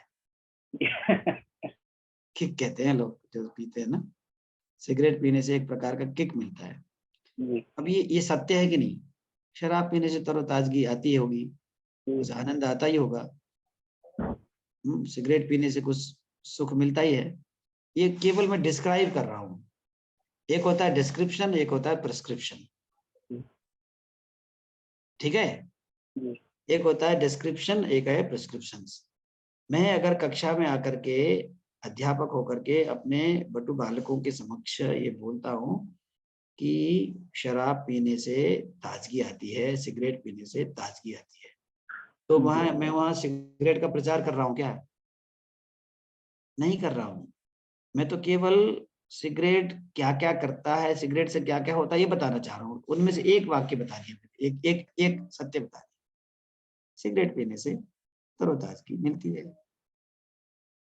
ठीक है? तो इसको कहते हैं, वेद में भी कई सारे ऐसे प्रसंग हैं जहाँ डिस्क्रिप्शन है, जी वो वेद के द्वारा उक्त है, वेदोक्त है, लेकिन वेद के द्वारा विहित नहीं है अभी यहाँ, उसके लिए आपको समग्र वेद को पढ़ना पड़ेगा। इसीलिए छोटे अर्थों को कभी भी वेद में क्या, लोक में भी किसी व्यक्ति के कथनों में, किसी व्यक्ति के भाषण में से एक अंश को तोड़ करके उसकी व्याख्या नहीं कर देनी चाहिए, वो ये कहना चाह रहा है। उसके समग्र कथनों के संदर्भ में ही उसके एक कथन को देखना चाहिए, है कि नहीं? ठीक है ना? अब आप ये देख लीजिए कि ये बात मैं कई बार अपने मित्रों के बीच में कहता हूँ। एक बार क्या हुआ कि पिछले 10-12 वर्ष पहले कि नेताओं के प्रति अपने आक्रोश को व्यक्त करने के लिए लोग नेताओं को हिट कर देते थे। जी अरविंद केजरीवाल जी के संदर्भ में भी ऐसा हुआ, कई बड़े बड़े नेताओं को भी लोगों ने शू फेंक दिया उनके ऊपर, कभी कभी हाथ उठा दिया, ऐसा हुआ ना? तो उन दिनों बहुत ज्यादा इस पर बात चल रही थी कि शरद पवार जी पर किसी युवक ने हाथ उठा दिया, थप्पड़ मार दिया, और प्रातः काल से लेकर सायंकाल तक सारे टीवी में ये न्यूज था, शरद पवार जी के साथ ऐसा हुआ। ठीक है, अलग अलग लोगों ने इस घटना की निंदा करी, सबने निंदा की, लेकिन मीमांसा पर बात हो रही है इसलिए कह रहा हूँ, कहना नहीं चाहिए सब क्लास में, लेकिन अन्ना हजारे जी तक ये सूचना पहुंची, पत्रकारों ने कहा कि आप क्या कहना चाहेंगे, क्या ऐसा हुआ? तो उन्होंने कहा एक ही मारा। क्या कहा राजेश? एक ही मारा। एक ही मारा। अब ये बताओ, अन्ना हजारे जी के मुख से वाक्य निकल गया जी और दिन भर वो खंडन करता रहे, मेरा अभिप्राय वो नहीं था, मेरा अभिप्राय नहीं था। वास्तव में उनका अभिप्राय ये था नहीं, किसी का भी नहीं हो सकता है, किसी भी इतने बड़े व्यक्ति का ऐसा हो नहीं सकता। लेकिन एक तो होता है, उन्होंने कहा तो है उन्होंने, तो अब उनके संदर्भ में विचार कर लो, वेद विहित क्या है और वेदोक्त क्या है। तो वेदोक्त क्या होता है कि वेद में डिस्क्राइब्ड बाय द वेद, वेद ने किसी वस्तु के स्वरूप को प्रतिपादित करने के लिए ये बात कह दी, लेकिन वेद का विधान नहीं है। वेद ने नहीं कहा, मैंने नहीं कहा कि बच्चों आज से सिगरेट पीना आरंभ करो, अब तक जीवन को बेकार कर दिया तुमने बिना सिगरेट के, शराब पीना आरंभ करो, जीवन बेकार कर दिया शराब के बिना, ये नहीं कहना चाह रहा हूं मैं। इसलिए हमेशा sentential meaning, inquiry into the meaning of the Veda, not only into the meaning of the Veda, inquiry into the meaning of any text for that matter. When you are going through a text, you have to see the context. Madam बार बार बोलते हैं text and context की चर्चा चलती है, चर्चा ये हमारे संवाद में होता है। तो मैं ये बताना चाह रहा हूँ, वेदोक्त क्या है, वेद क्या है। इसलिए यहाँ अंग्रेजी में भी कोई बात है, described by the Veda and prescribed by the Veda. तो हमें को वेद प्रतिपाद्य का अर्थ क्या लेना चाहिए? Prescribed by the Veda. Prescribed and describe दोनों लेंगे ना, तभी तो फिर अनर्थ कहने की आवश्यकता पड़ेगी, अर्थ भी होना पड़ेगा उसको। जी अब देखो क्या होता है कि वेद ने कहा कि नरक, क्या कहते हैं, शत्रु मरण रूपी इच्छा को प्राप्त करना चाहते हो तो शेन याग करो, लेकिन कोई भी हत्या होती है तो क्या होता, अब क्या होगा? बड़े दुख को मतलब एक दुख को समाप्त करने के लिए बड़े सुख को तुमने सेक्रीफाइस कर दिया जी है ना। जीवन भर कारावास में रहता है आदमी एक छोटी सी इच्छा को पूरी करने के लिए, किसी ने अपमान कर दिया। वो एक वाक्य हमारे प्रिंसिपल साहब कहते थे कि बहनों के प्रति बहुत गुस्से से भर गया आदमी, जी अपने बहनों को जी गोली मार दी, बहनों को जी तो गुस्से में आया और बहनों को गोली मार दी। जी फिर अगला वाक्य, अरे भाई ये भी तो देख लिया होता बहन का क्या होगा। जी ठीक है, तो वेद ने कहा कि शेन याग करोगे तो शत्रु मरण होगा, सत्य है। जी लेकिन वेद ने जो नहीं कहा, वेद के द्वारा अन कहा भी सुन लो। जी वेद ने दूसरी जगह ये भी तो कहा है कि किसी भी प्रकार की हत्या को करने से नरक की प्राप्ति होती है। जी अब वेद को समग्र संदर्भ में सोचोगे, अगर कृत्स्नवित हो जाओगे आप, if you know the Veda in totality, then you will not engage into an action which is prescribed or which is described by a sentence, by a particular sentence of the Veda. You have to see the Veda in totality. You have to know the purport of the Veda in totality. You have to be the कृत्स्नवित। अकृत्स्नवित होने से ही समस्या है। तो आपके अंदर के कृत्स्नवित्व को, वेद के संदर्भ में कृत्स्नवित्व को समझना चाहिए, ये बात है ना, विशेष बात। तो इसलिए यहाँ एक रेखांकित कर लीजिए, एक वेदोक्त होता है, एक वेद विहित होता है। हत्या करने से नरक की प्राप्ति होती है, ये भी सत्य है। हत्या करने से शेन याग करने, हत्या मात्र करने से नरक की प्राप्ति होती है। शेन याग करने से शत्रु मरण होता है। शत्रु मरण हुआ, शेन याग हुआ, शत्रु मरण हुआ। अब शत्रु मरण का आपको क्या करना पड़ेगा? फल मिलेगा नरक, तो बड़ा दुख मिलेगा, छोटा सुख। इसीलिए यह अर्थ नहीं है, अनर्थ है, ये बताया। अच्छा, अब प्रश्न यह है कि मैंने कहा वेद प्रतिपाद्य। अब प्रश्न होता है कि वेद कहते किसे है? तो अर्थ संग्रहकार ने लिखा है अपौरुषेयम वाक्यम वेद। क्या है? अपौरुषेय वाक्य को वेद कहते हैं।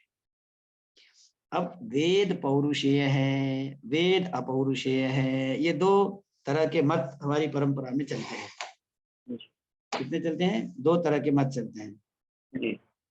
वेद पौरुषेय है और वेद अपौरुषेय है। वेद को पौरुषेय कौन कहता है? न्याय कहता है सर। न्याय कहता है।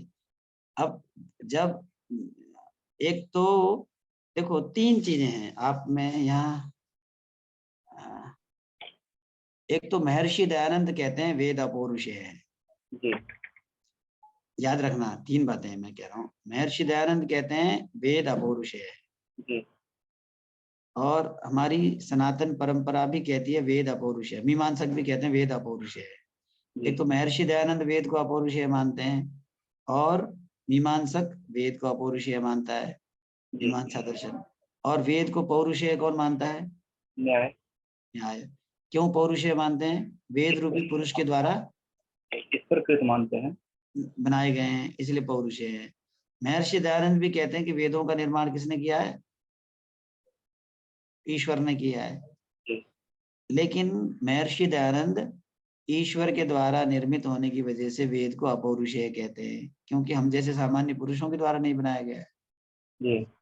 तो अपौरुषेय शब्द का अर्थ, महर्षि दयानंद भी वेदों को ईश्वरकृत मानते हैं, नैयायिक लोग भी वेदों को ईश्वरकृत मानते हैं, लेकिन महर्षि दयानंद वेदों को अपौरुषेय कहते हैं, न्याय वेदों को पौरुषेय कहता है।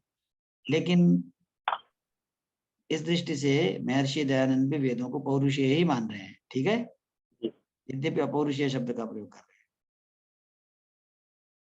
इसलिए मीमांसक लोग जब अपौरुषेय कहते हैं तो उसका मतलब होता है कि किसी ने नहीं बनाया है, वेद हमेशा से एज इट इज है।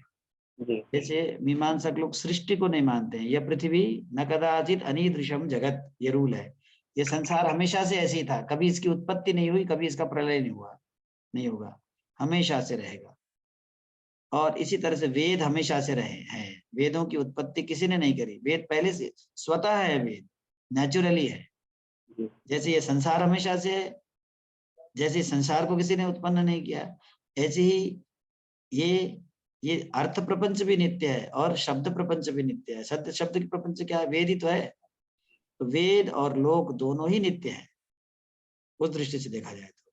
इसलिए इनको वेद अपौरुषेयवादी कहते हैं, अर्थात वेद नित्य है, वेद किसी के द्वारा बनाए नहीं गए हैं, ये जिनका कहना है उनको मीमांसक कहते हैं। इसलिए अपौरुषेयम वाक्यम वेदा। अगर मैं कहूंगा वाक्यम वेदा तो महाभारत भी वेद हो जाएगा। अगर मैं कहूंगा वाक्यम वेदा, रामायण भी वेद हो जाएगी। तो हमें क्या करना पड़ेगा? अपौरुषेयम वाक्यम वेदा। जो अपौरुषेय वाक्य है उसको वेद कहते हैं। ठीक है। अच्छा, अब मीमांसा में ये समझ लें कि 5 प्रकार के वेद के 5 भाग होते हैं। विधि, मंत्र, नामधेय, निषेध और अर्थवाद। अब देखिए, सामान्य लोक में भी 2-3 मिनट में मीमांसा को समाप्त करके मैं उसमें आता हूँ। सामान्य रूप से क्या होता है कि एक तो होता है विधि, एक है निषेध। जैसे यजेत स्वर्ग काम, ये कैसा वाक्य है? विधि वाक्य है, क्योंकि इसमें विधान किया जा रहा है। वेद का कर्तव्य क्या है? वेद आपको क्या करना चाहिए यह भी बताता है और क्या नहीं करना चाहिए यह भी बताता है। इसलिए धर्म और अधर्म दोनों का ज्ञान किससे होता है? मुझे वेद से। वेद से ही होता है। धर्म को और अधर्म को जानने का वेद से अतिरिक्त कोई साधन है नहीं। जैसे मनुष्य को याग करने से स्वर्ग की प्राप्ति होती है, यह मनुष्य कभी भी स्वयं नहीं जान सकता या विज्ञान से नहीं जान सकता। ऐसे ही कलंज भक्षण से नरक की प्राप्ति होती है। कलंज कोई एक ऐसा पदार्थ है जिसको खाने से वैदिक लोग नरक की प्राप्ति मानते थे, तो आप ये समझ लीजिए।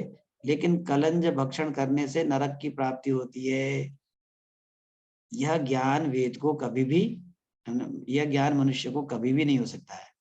अर्थात याग कर्तव्य कर्म है और कलंज भक्षण अकर्तव्य कर्म है।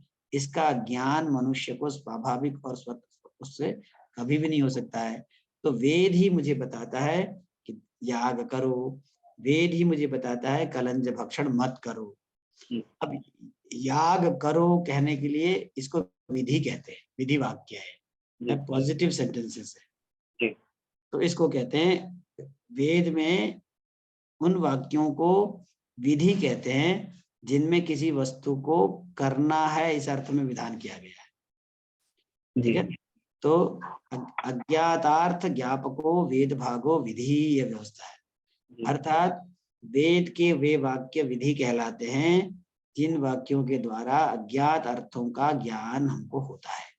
जैसे याग करने से हमें स्वर्ग की प्राप्ति होती है, यह अज्ञात अर्थ ज्ञान होता है। यह ज्ञान किससे होता है? यजेत स्वर्ग कामा। इसलिए वेद के मुख्य 3 भाग है, एक विधि है ना, विधि। अच्छा, कलंजम न भक्षयेत, यह वैदिक वाक्य क्या है? विधि तो नहीं है, ये निषेध वाक्य है। अर्थात वेद में यह करो, डू एंड डू नॉट। और वेद के सेंटेंसेस को 2 प्रकार से देखो, ought sentences and ought not sentences. Ought sentences क्या है? विधि वाक्य है। ऑट नॉट सेंटेंसेस क्या है? निषेध वाक्य है। There are, you will find in the Vedas 2 types of sentences: the positive sentences, the prescriptive sentences, and the prohibitive sentences. Okay. So prescriptive sentences are those sentences that prescribe, that ask man to perform a certain action. Prescriptive actions है ना? Engaging sentences हैं। एक तो engage करना होता है, एक disengage करना होता है। Okay, I have to engage you to the action of going to the temple. So I ask, go to the temple. And then मुझे क्योंकि वेदांत मीमांसा का ये मानना है कि मनुष्य कभी भी टेम्पल की ओर नहीं बढ़ेगा, तो मुझे उसकी ओर उसको धक्का देना पड़ता है, क्या कह करके, गो टू द टेम्पल की प्राप्ति होती है। हाँ, और मनुष्य शराब खाने की ओर भाग रहा होता है, तो मुझे उसको रोकना होता है, क्या कह करके, कि शराब खाने की ओर मत जाओ। तो Veda performs dual duties, engaging and disengaging. तो एंगेजिंग सेंटेंसेस को क्या कहते थे, ऑट सेंटेंसेस, डू सेंटेंसेस, और डिसएंगेजिंग सेंटेंसेस को क्या कहते थे, ऑट नॉट सेंटेंसेस और डू नॉट सेंटेंसेस। तो वेद में दो तरह के सेंटेंस हैं। वेद में या तो प्रवृत्ति है या निवृत्ति है, प्रवृत्ति ही निवृत्तिर्वा वेदार्था, ठीक बताया मैंने, प्रवृत्ति निवृत्तिर्वा वेदार्थ। जब ये कहा गया प्रवृत्ति या निवृत्ति ही वेदार्थ है, तो अब समस्या हो जाती है। There are sentences in the Veda which do not engage you in some action, and there are sentences in the Vedas which apparently do not engage, do not disengage you from the from those actions which lead you to Naraka, ठीक है ना। जैसे जैसे यजेत स्वर्ग काम, कैसा sentence है, engaging sentence है, ऑड सेंटेंस है।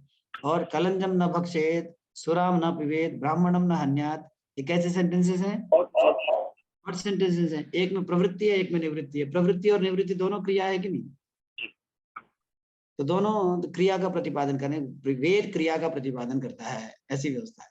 लेकिन जब ऐसा निर्णय कर लिया कि वेद क्रियाओं का प्रतिपादन करता है, तो मीमांसकों से कुछ लोगों ने पूछा, मेरे मित्र, उन सेंटेंसेस के बारे में आपका क्या कहना है, जो ना तो आपको अपरेंटली एंगेज करते हैं, ना अपरेंटली डिसएंगेज करते हैं। तो मीमांसकों ने पूछा जैसे, तो उसने कहा कि देखो, एक वेद में एक मंत्र है कि वायुर्वै क्षेपिष्ठा देवता। इसमें वायु एक देवता की, एक याग की प्रशंसा करनी है। जैसे देख लीजिए, इसको थोड़ी सी सरल शब्दों में अगर मैं समझाऊं, कि मैंने कभी कहा यह करो, तो ये विधि वाक्य हो गया। मैंने कहा यह ना करो, ये क्या हो गया, विधि वाक्य हो गया। अगर मैं अपनी बेटी को कहता हूं कि सुबह 4 बजे उठ करके पढ़ो, तो ये कैसा वाक्य हुआ, विधि वाक्य हुआ। अगर मैं कहूँ देर तक ना सोया करो, तो ये कैसा वाक्य हो गया, निषेध वाक्य हो गया। लेकिन मैं अपने बच्चे के समक्ष पड़ोस के मित्र के बच्चे की तारीफ करके कह रहा हूँ, देखो वो जो गुड़िया है, वो सुबह 4 बजे उठती है और प्रभु वंदना के पश्चात 2-3 घंटों के लिए लगातार पढ़ती थी। देखो उसके 99% मार्क्स आए। मैंने अपनी बेटी को ये तो नहीं कहा कि पढ़ो, मैंने तो किसकी तारीफ करी, पड़ोस के मित्र के बेटी की तारीफ करी, ठीक है। लेकिन तारीफ करना उद्देश्य है क्या वहाँ, एंगेज करना, एंगेज है बच्चे को एंगेज। हाँ, कई बार हम क्या करते हैं कि डायरेक्ट एंगेज नहीं करते हैं, डायरेक्ट डिसएंगेज नहीं करते हैं, और एंगेजिंग और ज्यादा फोर्सफुल होता है ऐसा करने से। और मैं विद्यार्थियों को ये अक्सर उदाहरण देता हूँ कि मान लो मैं अपनी सोसाइटी में रहने वाले 18-19 साल के लड़कों को ये बताना चाहता हूँ कि बहुत स्पीड के साथ बाइक मत चलाया करो, है ना। तो एक तो मैं ये कहूँ कि बच्चे बहुत स्पीड के साथ बाइक मत चलाओ, तो ये कैसा सेंटेंस हो गया, विधि डायरेक्ट हो गया, निषेध हो गया, निषेध वाक्य हो गया, और सेंटेंस हो गया ना। लेकिन मैं उसको कहूँ कि देखो, मैं पहले उस सोसाइटी में रहता था, तो उस सोसाइटी में मेरे एक मित्र हुआ करते थे, उनका एक बेटा 21 साल का, इतना होनहार, इतना हैंडसम, इतना माता पिता का आज्ञाकारी, लेकिन एक शौक था उसको, बाइक को बहुत तेज दौड़ाने की। मैं उसको रोज कहता था कि बेटा हेलमेट पहन करके चला करो, गाड़ी में हेलमेट पहन के चलाना, पर वो अपने उत्साह में एक तो हेलमेट नहीं पहनता था और स्पीड से गाड़ी चलाता था। ऐसा कहते कहते मेरे मुंह से निकल गया, एक दिन ट्रक से टक्कर हो गया, ऑन द स्पॉट मर गया। महामूर्ख था वो, ठीक है, मैं उसकी निंदा कर रहा हूँ ना, महामूर्ख था। तो ये मेरा वाक्य, मैं केवल उसको क्या कर रहा हूँ, डिस्क्रिप्शन दे रहा हूँ, पर ये description for the sake of description है क्या? नहीं, description for the sake of engaging है, प्रेस्क्रिप्शन है ना, है ना, prohibit in the sense of prohibition है ना। अच्छा, ऐसा होता भी है, अक्सर मैंने उदाहरण दिया होगा राजेश के, यहाँ फरीदाबाद की ओर आप जाओगे ना तो जगह जगह बोर्ड लगे हुए होते हैं। जी जी, आपने ऐसे बोर्ड तो बहुत ज्यादा देखे होंगे कि घर पर बच्चे आपकी प्रतीक्षा कर रहे हैं, जी, है ना। और अगर घर पर बच्चे आपकी प्रतीक्षा कर रहे हैं लिखा होता है, कहीं लिखा होता है कि इतनी से ज्यादा स्पीड मत चलाओ, और एक वाक्य मुझे गाड़ी चलाते चलाते दिखा, उस वाक्य को देखते ही मेरा स्पीड जो है आधा से कम हो गया अपने आप ही। और वाक्य क्या था? जिन्हें जल्दी थी वो चले गए। जिन्हें जल्दी थी वो चले गए। अच्छा, जिन्हें जल्दी थी वो चले गए, ये कोई क्या कहते हैं, इस वाक्य में न तो आपको डायरेक्ट कुछ करने को कहा जा रहा या डायरेक्ट कुछ ना करने को कहा जा रहा, ये केवल सिंपल डिस्क्रिप्शन है। ऐसे वाक्यों को क्या कहते हैं? अर्थवाद कहते हैं। So Vedas perform the duty of engaging and disengaging the man through the three types of Vedic sentences. There are vidhi sentences and there are nisheda sentences. There are prescriptive sentences and there are prohibitive sentences. There are और तीसरे भी वाक्य है जिनमें न तो direct prescribe किया गया न डायरेक्ट प्रोहिबिट किया गया, लेकिन इनडायरेक्टली प्रोहिबिट और इनडायरेक्टली प्रेस्क्राइब किया जाता है, और बल्कि ऐसा और अधिक फोर्सफुल हो जाता है। ऐसे वाक्यों को क्या कहते हैं?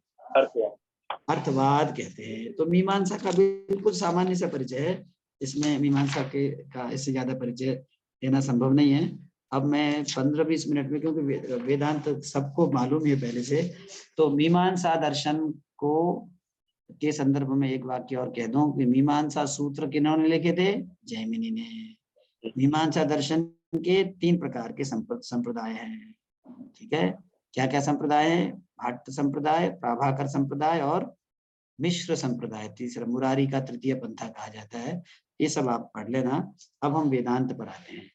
जैसे मैंने आपको बताया कि वेद के कितने भाग हैं? संहिता, ब्राह्मण और आरण्यक और अंत में उपनिषद। और उपनिषद को अगर आप वेद का अंतिम भाग है ना, वेद अंत है, एंड पोर्शन ऑफ द वेदा, इसलिए उसको क्या कहते हैं? वेदांत। वेदांत कहते हैं। अगर आपने उपनिषद को एंड पोर्शन कह दिया तो उपनिषद से पहले पहले को क्या कह दोगे आप? पूर्व, वेद पूर्व कहोगे। 2 तरह के वेद है, वेद पूर्व, वेद अंत। और वेदांत केवल उपनिषद है, तो वेदांत से पहले पहले का जो कुछ भी है वो सब वेद पूर्व है, ठीक है ना। वेद पूर्व भाग के द्वारा कर्म का प्रतिपादन किया गया, इसलिए कर्म कांड है, और उपनिषद के द्वारा ज्ञान का प्रतिपादन किया गया, इसलिए ज्ञान कांड है। वेद में 2 कांड है, सामान्य रूप से कहा जाता है वेद में 3 कांड है, एक ज्ञान कर्म कांड, एक उपासना कांड और एक ज्ञान कांड। लेकिन कर्म कहते हैं शारीर क्रिया और उपासना कहते हैं मानस क्रिया, लेकिन है तो दोनों ही क्रिया, इसलिए कर्म कांड। वेद पूर्व के द्वारा कर्म का प्रतिपादन किया जाता है और वेद अंत के द्वारा ज्ञान का प्रतिपादन किया जाता है, इसलिए उपनिषद ज्ञान के प्रतिपादन है। इसलिए वेदांत शब्द का अर्थ क्या कर लिया? एंड पोर्शन ऑफ द वेदा। एक तो वेदांत शब्द का अर्थ होता है एंड पोर्शन ऑफ द वेदा, और दूसरा वेदांत का अर्थ होता है वेद का जो सार है, एसेंस ऑफ द वेदा। दूसरा ये भी हो सकता है end of the episodic logic, क्या कहते हैं, लॉजिक, जो इवेंचुअल नॉलेज होते हैं उसका जब समाप्त हो जाता है, जहाँ स्वर्ग की अवस्था में केवल चैतन्य रूप स्वरूप ज्ञान रहता है, वृत्ति ज्ञान नहीं होते हैं। इसीलिए end of the cognitive events, when I am in the moksha situations, I do not experience the knowledge events, I do not go through knowledge events. ये आइडिया है, तो इसीलिए इसको वेदांत कहते हैं। अब जैसे मैंने बताया कि वेद के पूर्व भाग के द्वारा धर्म का प्रतिपादन किया जाता है और वेद के अंतिम भाग के द्वारा ज्ञान का प्रतिपादन किया जाता है, आत्मज्ञान का, अर्थात आत्मा का प्रतिपादन किया जाता है। तो कॉन्शियसनेस प्रिंसिपल क्या है, आत्म तत्व क्या है, आइडिया क्या था, तरति शोकम आत्मविद। जो आत्मा को उसकी यथार्थता में जानता है वो 3 प्रकार के दुखों से परे चला जाता है। अब प्रश्न यह है कि आत्मविद होना क्या है, तो मैंने कहा आत्मा को उसकी समग्रता में जानना, कृत्स्नविद होकर के जानना, उसको आत्मा को जानना कहते हैं। इस तरह से हम आत्मा को जानेंगे तो आत्मा को उसके इदमित्थम रूप में जानेंगे तो हम आत्मविद होंगे। अगर हम आत्मविद होंगे 3 प्रकार के शोकों से परे चले जाएंगे। अब यह प्रश्न बन जाता है ये आत्मा को उसके इदमित्थम रूप में जानने का साधन क्या है। तब कहा गया सर्वे वेदा यत् पदमामन तपांच सर्वाणि च यद् वदन्ति यदिच्छन्तो ब्रह्मचर्यं चरन्ति तत्ते पदम संग्रहेण ब्रवीमि। कि सारे वेद जिसका कथन करते हैं वह आत्म तत्व है। वेदैश्च सर्वैरहमेव वेद्यः। भगवान गीता में कहते हैं सारे वेदों के द्वारा मैं ही जाना जाता हूँ, अर्थात वेद आत्मा रूपी पदार्थ को जानने के साधन है। इस वजह से वेद वास्तविक अर्थ में दर्शन है, इसलिए वेदों का सेंट्रल थीम आत्मा ही है। तो वेदांत सूत्रों को ब्रह्म सूत्र कहा जाता है, अर्थात ब्रह्म सूत्र बादरायण ने लिखे। बादरायण महर्षि ने ब्रह्म सूत्र नामक ग्रंथ में आत्मा का प्रतिपादन किया है, इसीलिए उसको वेदांत दर्शन कहते हैं, ब्रह्म सूत्रों को ही। तो 550 के आसपास सूत्र लिखे महर्षि बादरायण ने, और महर्षि बादरायण के लिखे हुए सूत्रों को भी वेदांत दर्शन कहते हैं। वस्तुतः वेदांत दर्शन के 3 प्रस्थान है, मतलब foundational texts of the Vedanta systems of philosophy, Vedanta system of philosophy.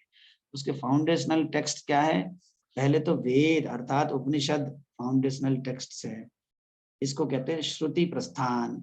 बाद में कहते हैं भगवद गीता भी फाउंडेशनल टेक्स्ट है, उसको कहते हैं स्मृति प्रस्थान। और ब्रह्म सूत्र को तर्क प्रस्थान कहते हैं, अर्थात उपनिषदों में, भगवद गीता में और ब्रह्म सूत्र में जिस दर्शन का प्रतिपादन किया गया है उस दर्शन को वेदांत दर्शन कहते हैं।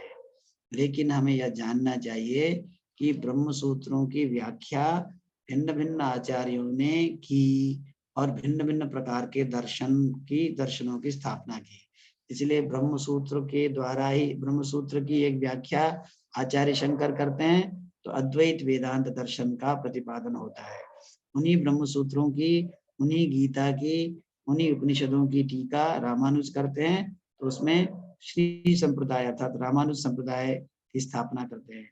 मध्व करते हैं तो माध्व वेदांत का करते हैं। इसलिए वेदांत भी अनेक प्रकार है, लेकिन आज हमें जिस वेदांत का परिचय प्राप्त करना है वह है शंकर के द्वारा प्रतिपादित दर्शन, अर्थात अद्वैत वेदांत का दर्शन।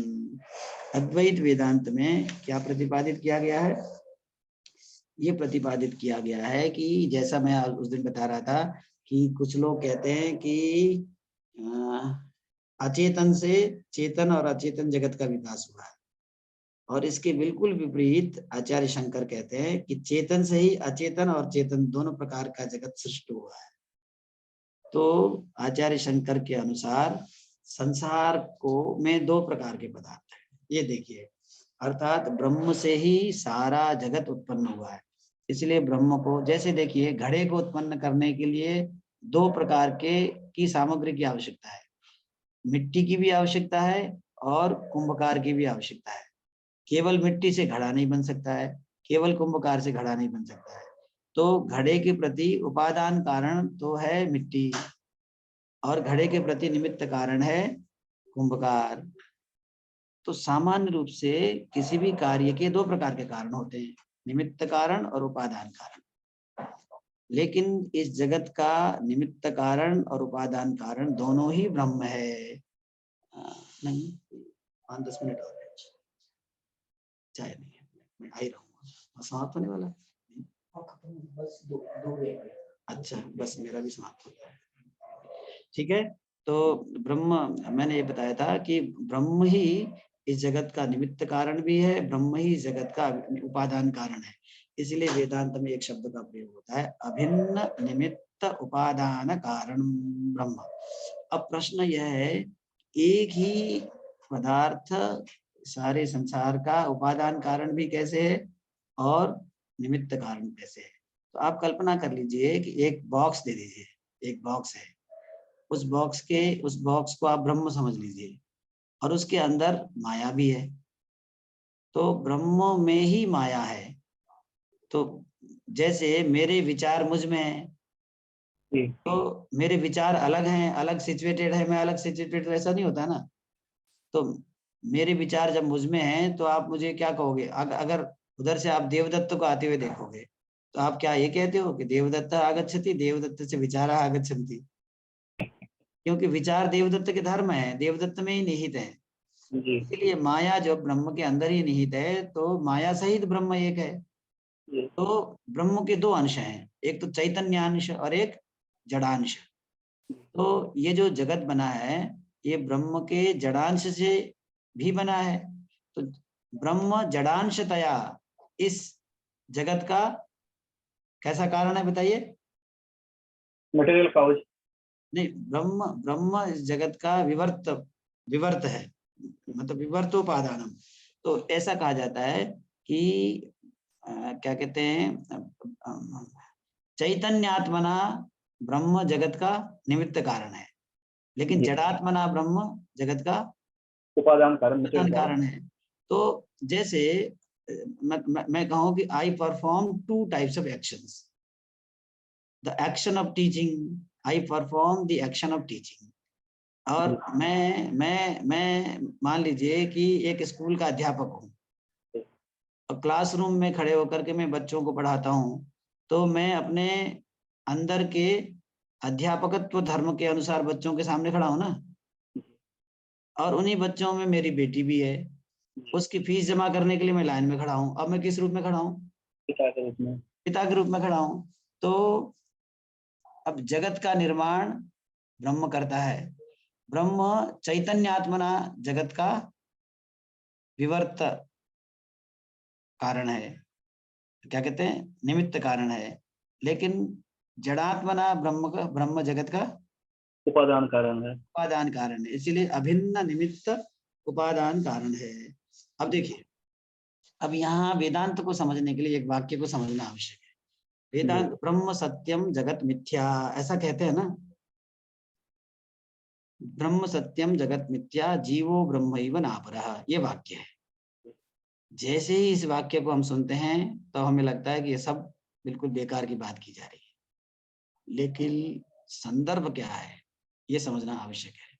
बात यह है कि सामान्य लोक में मिथ्या शब्द का अर्थ क्या है?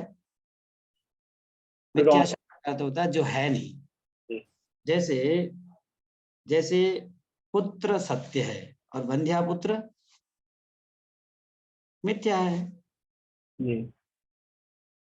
आकाश सत्य है लेकिन आकाश कुसुम मिथ्या है, ऐसी कोई चीज होती ही नहीं है। लेकिन वेदांत में मिथ्या शब्द का प्रयोग इस अर्थ में नहीं किया है। फिर से देख रहा हूं, मैं ये बताना चाह रहा हूं कि देखो यहाँ क्या क्या, जो पहली बार पढ़ने वालों के लिए तो विशेष बात है ये। सत माने एग्जिस्टेंस, सत एग्जिस्टेंट। What is existent? जो एग्जिस्टेंट होता है वही सत्य है ना जी। तो आप ये बताइए कि एक व्यवस्था है त्रिकाल अबाधितम सत, जो पदार्थ तीनों कालों में अबाधित रूप से एज इट इज बना रहता है उसको क्या कहते हैं? सत। सत। ठीक है। तो और जो तीनों कालों में नहीं रहता उसको अदर देन सत है, तो उसको क्या कहेंगे? तीनों कालों में जो बना रहता है उसको सत कहते हैं, उसके और तीनों कालों में जो बना नहीं रहता उसको असत कहते हैं। अब देखिए, मेरा एक शरीर है और मेरे अंदर आत्मा है, इनमें से कौन सा पदार्थ है जो तीनों कालों में बना रहता है? आत्मा। आत्मा। और आत्मा भी है, शरीर भी है, लेकिन शरीर तीनों कालों में एज इट इज बना रहता है। आत्मा एक दिन कोलैप्स कर जाता है। आत्मा है तो, लेकिन एक दिन नहीं रहता है। जो हो और एक दिन नहीं रहे उसको क्या कह देते हैं? असत। तो असत शब्द का अर्थ यह नहीं कि जो बिल्कुल भी नहीं है उसको असत नहीं कहते हैं। सामान्य लौकिक भाषा में वंध्यापुत्र को असत कहते हैं, सामान्य लौकिक भाषा में आकाश कुसुम को असत कहते हैं, सामान्य लौकिक भाषा में शशशृंग को असत कहते हैं। लेकिन वेदांत में असत उसको नहीं कह रहे हैं। वेदांत में एक शब्द है सत। सत ब्रह्म को कहते हैं जो हमेशा बना रहता है। और जो दो तरह के पदार्थ हैं संसार में, एक हमेशा बने रहने वाला है और एक हमेशा बने नहीं रहने वाला। हाँ, तो जो हमेशा, ये संसार हमेशा बना रहेगा क्या? ये जगत नहीं। तो जो हमेशा नहीं बना, जो सत, देखिए आपने वेदांत परिभाषा में पढ़ा, वेदांत में पढ़ा है त्रिकाल अबाधितम सत। जी। और दूसरा आपने पढ़ा कि जो जो सत होता है उसकी कभी भी बाधा नहीं होती है, वो कभी भी समाप्त नहीं होता है। जी। और जो असत होता है वो कभी दिखाई नहीं देता है, सामान्य रूप से जो असत कहते हैं। जी। जैसे बंध्यापुत्र आपको कभी दिखाई दे देगा? कभी भी दिखाई नहीं देगा। आकाश कुसुम कभी भी नहीं दिखाई देता है। मिराज जो होता है तो वो भी नहीं दिखाई हाँ, देता। अब जगत के संबंध में देखो, ब्रह्म क्या है? सत है। क्योंकि उसकी कभी एक मिनट, क्योंकि उसकी कभी भी बाधा नहीं होती है। और और बंध्यापुत्र असत है क्योंकि वो कभी दिखाई नहीं देता। अब इस कसौटी पर जगत को रखो। जगत क्या सत है क्या? नहीं। एक दिन इसकी बाधा हो जाएगी, इसलिए सत नहीं कहा जा सकता है। जी। अब ब्रह्म असत है क्या? असत होता तो दिखाई नहीं देता, ये तो दिखाई दे रहा है। इसीलिए व्यवस्था दी है सत चेत न बाध्येत, असत चेत न प्रतीयेत। अगर सत होता तो कभी बाधित नहीं होता, लेकिन असत होता तो कभी दिखाई नहीं देता। तो ब्रह्म जगत के संबंध में आप क्या कहोगे? न तो सत है न असत। जगत को सत के रूप में भी डिस्क्राइब नहीं कर सकते हो, जी। असत के रूप में भी डिस्क्राइब नहीं कर सकते हो। जी। तो सत असद्भ्याम अनिर्वचनीयम, जी। जो सत और असत के रूप में जिसको डिस्क्राइब नहीं किया जा सकता, ऐसा है ना। जी। इसको इसको मिथ्या कहते हैं। मिथ्या का मतलब होता है जो ना सत है ना असत है, उसको मिथ्या कहते हैं। जी। इसको जानने के बाद जगत को मिथ्या कहने में किसी को समस्या हो सकती है? नहीं सर। नहीं हो सकती है। अच्छा, अब आप ये कहो, मेरी दृष्टि बता रहा हूँ बिल्कुल, कई पंक्तियां पढ़कर मेरे से झगड़ना नहीं आप लोग। एक शब्द है कल्पना। जी। कल्पना शब्द का अर्थ आज क्या है? इमेजिनेशन। जी। लेकिन संस्कृत में इमेजिनेशन के अर्थ में कल्पना शब्द का अर्थ नहीं है। जी। देखो, जैसे मैं कहूँ कुंभकारः घटम कल्पयति, जी। कुंभकार घड़ा बनाता है, कल्पयति का तो बनाता होता है। ये संसार बनाया हुआ है कि नहीं? ये संसार कंस्ट्रक्टेड है कि नहीं? कंस्ट्रक्टेड है। घड़ा कंस्ट्रक्टेड है ना, तो जो भी कंस्ट्रक्टेड होता है वो एक ना एक दिन डिस्ट्रक्टेड हो जाता है, जो भी कंपोज्ड होता है वो एक ना एक दिन डिकम्पोज्ड हो जाता है। तो संसार में दो ही प्रकार के पदार्थ हैं, एक अनकंपोज्ड, एक कंपोज्ड। ब्रह्म क्या है? ब्रह्म का अपने ब्रह्म का फोटो उसके नीचे लिखा होता है, मैन्युफैक्चरिंग डेट और एक्सपायरिंग डेट, ऐसा लिखा होता है? नहीं होता है। गांधी जी का फोटो है, लिखा हो गया, उसमें लिखा होता है कि 31 अक्टूबर 1869 लिखा होता है ना जी और आगे लिखा होता है 30 जनवरी 1948 लिखा होता है ना। जी। तो इनकी इनकी ये अनादि अनिधन नहीं है ना, तो जिसका आदि और अंत नहीं है उसी को नित्य कहते हैं। तो ब्रह्म का आदि और अंत नहीं है। आदि और अंत को देखने के लिए सबसे अच्छा उपाय है जिसके फोटो के नीचे ये दोनों लिखा होगा ना, वो आदि और अंत है। तो जगत का आदि है और जगत का अंत है। इसीलिए मैं कई बार कहता हूँ ना, कंपोजिशन जैसे जैसे जैसे मान लो कोई हम गीत कंपोज करते हैं ना, कंपोजिशन है। तो एक दिन मिट जाएंगे प्यारे तेरे बोल, ये क्यों कहते हैं कि कंपोजिशन है ना, चाहे वो कितने भी अमर रहे एक दिन मिट जाएंगे। तो ये जो एक दिन मिट जाता है उसको असत कहते हैं, उसी को मिथ्या कहते हैं। तो संसार मिथ्या है क्योंकि संसार एक दिन नहीं रहता है। ब्रह्म सत्य है क्योंकि ब्रह्म हमेशा बना रहता है। और ये जो ब्रह्म है इसके दो रूप हैं, एक यूनिवर्सल कॉन्शियसनेस के रूप में, एक इंडिविजुअलाइज्ड कॉन्शियसनेस के रूप में। जैसे आकाश एक है लेकिन मेरे कमरे के अंदर का आकाश अलग है बाहर के आकाश से, लेकिन मैं कमरा तोड़ दूंगा तो मिल जाएगा, एक ही हो जाएगा। मिल जाएगा। इसीलिए चैतन्य एक अंतःकरण में से अवच्छिन्न हो जाता है तो एक आत्मा, जीवात्मा, जीवात्मा अनेक हो सकते हैं, फिर इन जीवात्माओं की आत्मा क्या है? परमात्मा है। तो इसीलिए जो सब्सटेंस है, कॉन्शियसनेस सब्सटेंस जो है वो एक ही है। इसलिए ब्रह्म एक है, नित्य है। जगत अनित्य है, जो अनित्य होता है उसी को कल्पना कहते हैं। जो कल्पित होता है, कल्पित माने निर्मित है, ब्रह्म निर्मित नहीं है, जगत निर्मित है। जो निर्मित होता है एक दिन नहीं रहता है, जो एक दिन नहीं रहता है उसको असत्य कहते हैं, उसको मिथ्या कहते हैं, उसको कल्पित कहते हैं। इसी दृष्टि से ब्रह्म सत्यम जगत मिथ्या जीवो ब्रह्मैव ना परः, ऐसा कहा गया है।